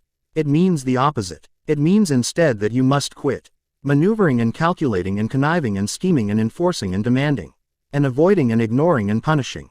It means you must place your old strategies aside. It means, instead, that you must pay attention, as you may never have paid attention before. Pay attention. Pay attention. Focus on your surroundings, physical and psychological. Notice something that bothers you, that concerns you, that will not let you be, which you could fix, that you would fix. You can find such somethings by asking yourself, as if you genuinely want to know, 3 questions. What is it that is bothering me? Is that something I could fix? And, would I actually be willing to fix it? If you find that the answer is no to any or all of the questions, then look elsewhere. Aim lower. Search until you find something that bothers you, that you could fix, that you would fix, and then fix it. That might be enough for the day. Maybe there is a stack of paper on your desk, and you have been avoiding it. You won't even really look at it when you walk into your room. There are terrible things lurking. There are tax forms, bills, and letters from people wanting things you aren't sure you can deliver. Notice your fear and have some sympathy for it. Maybe there are snakes in that pile of paper. Maybe you'll get bitten. Maybe there are even hydras lurking there. You'll cut off one head, and 7 more will grow. How could you possibly cope with that? You could ask yourself, is there anything at all that I might be willing to do about that pile of paper? Would I look, maybe, at one part of it? For 20 minutes? Maybe the answer will be no. But you might look for 10, or even for 5, and if not that, for 1. Start there. You will soon find that the entire pile shrinks in significance merely because you have looked at part of it, and you'll find that the whole thing is made of parts. What if you allowed yourself a glass of wine with dinner or curled up on the sofa and read or watch a stupid movie as a reward? What if you instructed your wife, or your husband to say, "Good job," after you fixed whatever you fixed? Would that motivate you? The people from whom thanks you want might not be very proficient in offering it to begin with, but that shouldn't stop you. People can learn, even if they are very unskilled at the beginning. Ask yourself what you would require to be motivated to undertake the job, honestly, and listen to the answer. Don't tell yourself, "I shouldn't need to do that to motivate myself." What do you know about yourself? You are, on the one hand, the most complex thing in the entire universe, and on the other, someone who can't even set the clock on your microwave. Don't overestimate your self-knowledge. Let the tasks for the day announce themselves for your contemplation. Maybe you can do this in the morning, as you sit on the edge of your bed. Maybe you can try, the night before, when you are preparing to sleep. Ask yourself for a voluntary contribution. If you ask nicely, and listen carefully, and don't try any treachery, you might be offered one. Do this every day, for a while. Then do it for the rest of your life. Soon you will find yourself in a different situation. Now you will be asking yourself, habitually, what could I do that I would do to make life a little better? You are not dictating to yourself what better must be. You are not being a totalitarian, or a utopian, even to yourself, because you have learned from the Nazis, the Soviets, the Maoists, and from your own experience that being a totalitarian is a bad thing. Aim high. Set your sights on the betterment of being. Align yourself, in your soul, with truth and the highest good. There, habitable order to establish and beauty to bring into existence. There is evil to overcome, suffering to ameliorate, and yourself to better. It is this, in my reading, that is the culminating ethic of the canon of the West. It is this, furthermore, is communicated by those eternally confusing, glowing stanzas from Christ's Sermon on the Mount, the essence, in some sense, of the wisdom of the New Testament. This is the attempt of the spirit of mankind to transform the understanding of ethics from the initial, necessary "thou shalt not" of the child and the 10 Commandments into the fully articulated, positive vision of the true individual. This is the expression not merely of admirable self-control and self-mastery but of the fundamental desire to set the world right. This is not the cessation of sin, but sin's opposite, good itself. The Sermon on the Mount outlines the true nature of man, and the proper aim of mankind. Concentrate on the day, so that you can live in the present, and attend completely and properly to what is right in front of you, but do that only after you have decided to let what is within shine forth so that it can justify being and illuminate the world. Do that only after you have determined to sacrifice whatever it is that must be sacrificed so that you can pursue the highest good. Consider the lilies of the field and how they grow. They toil not, nor do they spin. And yet I say unto you, that even Solomon, in all his glory, was not arrayed like one of these. Wherefore, if God so clothes the grass of the field, which today is and tomorrow is cast into the oven, he not much more clothe you, O ye of little faith. Therefore, take no thought, saying, What shall we eat? Or, what shall we drink? Or, wherewithal shall we be clothed? For after all these things do the Gentiles seek. Smiley face. For your heavenly Father knows that you have need of all these things. But seek ye first the kingdom of God and his righteousness, and all these things shall be added unto you. Take therefore no thought for the morrow shall take thought for the things of itself. Sufficient to the day is the evil thereof. Luke 12:22-34. Realization is dawning. Instead of playing the tyrant, therefore, you are paying attention. You are telling the truth instead of manipulating the world. You are negotiating instead of playing the martyr or the tyrant. You no longer have to be envious because you no longer know that someone else truly has it better. You no longer have to be frustrated because you have learned to aim low and to be patient. You are discovering who you are and what you want and are willing to do. You are finding that the solutions to your particular problems have to be tailored to you personally and precisely. You are less concerned with the actions of other people because you have plenty to do yourself. Attend to the day, but aim at the highest good. Now, your trajectory is heavenward. That makes you hopeful. Even a man on a sinking ship can be happy when he clambers aboard a lifeboat. And who knows where he might go in the future. To journey happily may well be better than to arrive successfully. Ellipsis. Ask, and ye shall receive. Knock, and the door will open. If you ask, as if you want, and knock, as if you want to enter, you may be offered the chance to improve your life, a little, a lot, completely, and with that improvement, some progress will be made in being itself. Compare yourself to who you were yesterday, not to who someone else is today.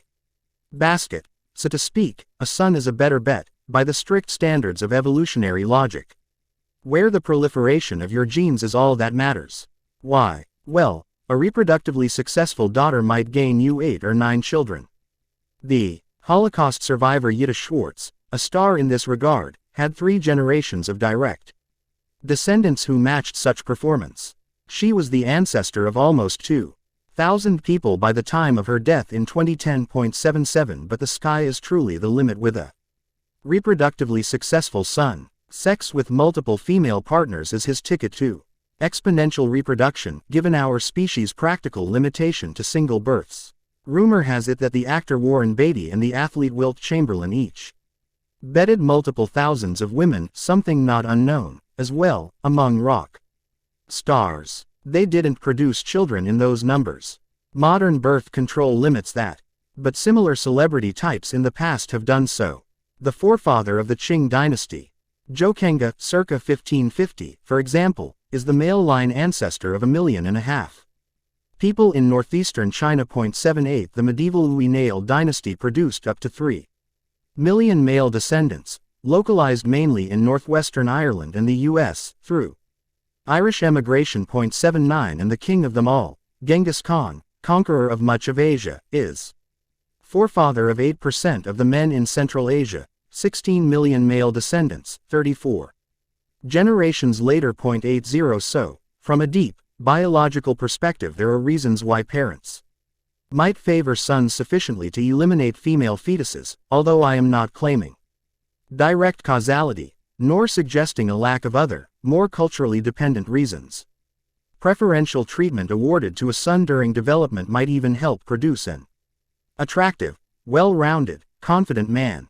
This happened in the case of the father of psychoanalysis, Sigmund Freud, by his own account. A man who has been the indisputable favorite of his mother keeps for life the feeling of a conqueror, that confidence of success that often induces real success. 81 Fair enough. But feeling of a conqueror can all too easily become actual conqueror. Genghis Khan's outstanding reproductive success certainly came at the cost of any success whatsoever for others, including the dead millions of Chinese, Persians, Russians, and Hungarians. Spoiling a son might therefore work well from the standpoint of the selfish gene, allowing the favored child's genes to replicate themselves in innumerable offspring, to use the evolutionary biologist Richard Dawkins' famous expression. But it can make for a dark, painful spectacle in the here and now, and mutate into something indescribably dangerous. None of this means that all mothers favor all sons over their daughters, or that daughters are not sometimes favored over sons, or that fathers don't sometimes favor their sons. Other factors can clearly dominate. Sometimes, for example, unconscious hatred, sometimes not so unconscious, either overrides any concern a parent might have for any child, regardless of gender, personality, or situation. I saw a 4-year-old boy allowed to go hungry on a regular basis. His nanny had been injured, and he was being cycled through the neighbors for temporary care. When his mother dropped him off at our house, she indicated that he wouldn't eat at all day. "That's okay," she said. It Wasn't okay, in case that's not obvious. This was the same 4-year-old boy who clung to my wife for hours in absolute desperation and total commitment, when she tenaciously, persistently and mercifully managed to feed him an entire lunchtime meal, rewarding him throughout for his cooperation and refusing to let him fail. He started out with a closed mouth, sitting with all of us at the dining room table, my wife and I, our 2 kids, and 2 neighborhood kids we looked after during the day. She put the spoon in front of him, waiting patiently and persistently while he moved his head back and forth, refusing it. Entry, using defensive methods typical of a recalcitrant and not too well attended 2-year-old. She didn't let him fail. She patted him on the head every time he managed a mouthful, telling him sincerely that he was a good boy when he did so. She did think he was a good boy. He was a cute, damaged kid. 10 not too painful minutes later he finished his meal. We were all watching intently. It was a drama of life and death. Look, she said, holding up his bowl. You finished all of it. This boy, who was standing in the corner, voluntarily and unhappily, when I first saw him, who wouldn't interact with the other kids, who frowned chronically, who wouldn't respond to me when I tickled and prodded him, trying to get him to play. This boy broke immediately into a wide, radiant smile. It brought joy to everyone at the table. 20 years later, writing it down today, it still brings me to tears. Afterward, he followed my wife around like a puppy for the rest of the day, refusing to let her out of his sight. When she sat down, he jumped in her lap, cuddling in, opening himself back up to the world, searching desperately for the love he had been continually denied. Later in the day, but far too soon, his mother reappeared. She came down the stairs into the room we all occupied. "Oh, Supermom," she uttered, resentfully, seeing her son curled up in my wife's lap. Then she departed, black, murderous heart unchanged, doomed child in hand. She was a psychologist. The things you can see, with even a single open eye. It's no wonder that people want to stay blind. Everybody hates arithmetic. My clinical clients frequently come to me to discuss their day-to-day familial problems. Such quotidian concerns are insidious.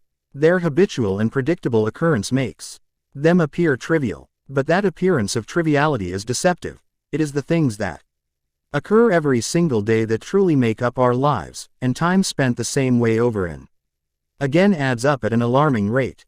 One father recently spoke with me about the trouble he was having putting his son to sleep at night. FN1, a ritual that typically involved about 3/4 of an hour of fighting. We did the arithmetic. 45 minutes a day. 7 days a week. That's 300 minutes, or 5 hours, a week. 5 hours for each of the 4 weeks of a month. That's 20 hours per month. 20 hours a month for 12 months is 240 hours a year. That's a month and a half of standard 40-hour work weeks. My client was spending a month and a half of work weeks per year fighting ineffectually and miserably with his son. Needless to say, both were suffering for it. No matter how good your intentions, or how sweet and tolerant your temperament, you will not maintain good relations with someone you fight with for a month and a half of work weeks per year. Resentment will inevitably build. Even if it doesn't, all that wasted, unpleasant time could clearly be spent in more productive and useful and less stressful and more enjoyable activity. How are such situations to be understood? Where does the fault lie, in a child or in parent, in nature or society? And what, if anything, is to be done?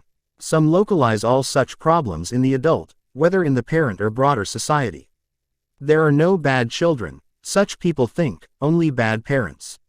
When the idealized, the image of an unsullied child is brought to mind, this notion appears fully justified.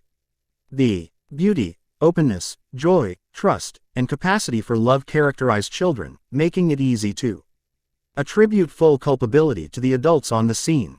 But such an attitude is dangerous and naively romantic. It's too one-sided, in the case of parents granted a particularly difficult son or daughter. It's also not for the best that all human corruption is uncritical laid at society's feet. That conclusion merely displaces the problem back in time.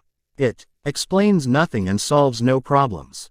If society is corrupt, but not the individuals within it, then where did the corruption originate? How is it propagated? It's one-sided, deeply ideological theory. Even more problematic is the insistence logically stemming from this presumption of social corruption that all individual problems, no matter how rare, must be solved by cultural restructuring, no matter how radical. Our society faces the increasing call to deconstruct its stabilizing traditions to include smaller and smaller numbers of people who do not or will not fit into the categories upon which even our perceptions are based. This is not a good thing. Each person's private trouble cannot be solved by a social revolution, because revolutions are destabilizing and dangerous.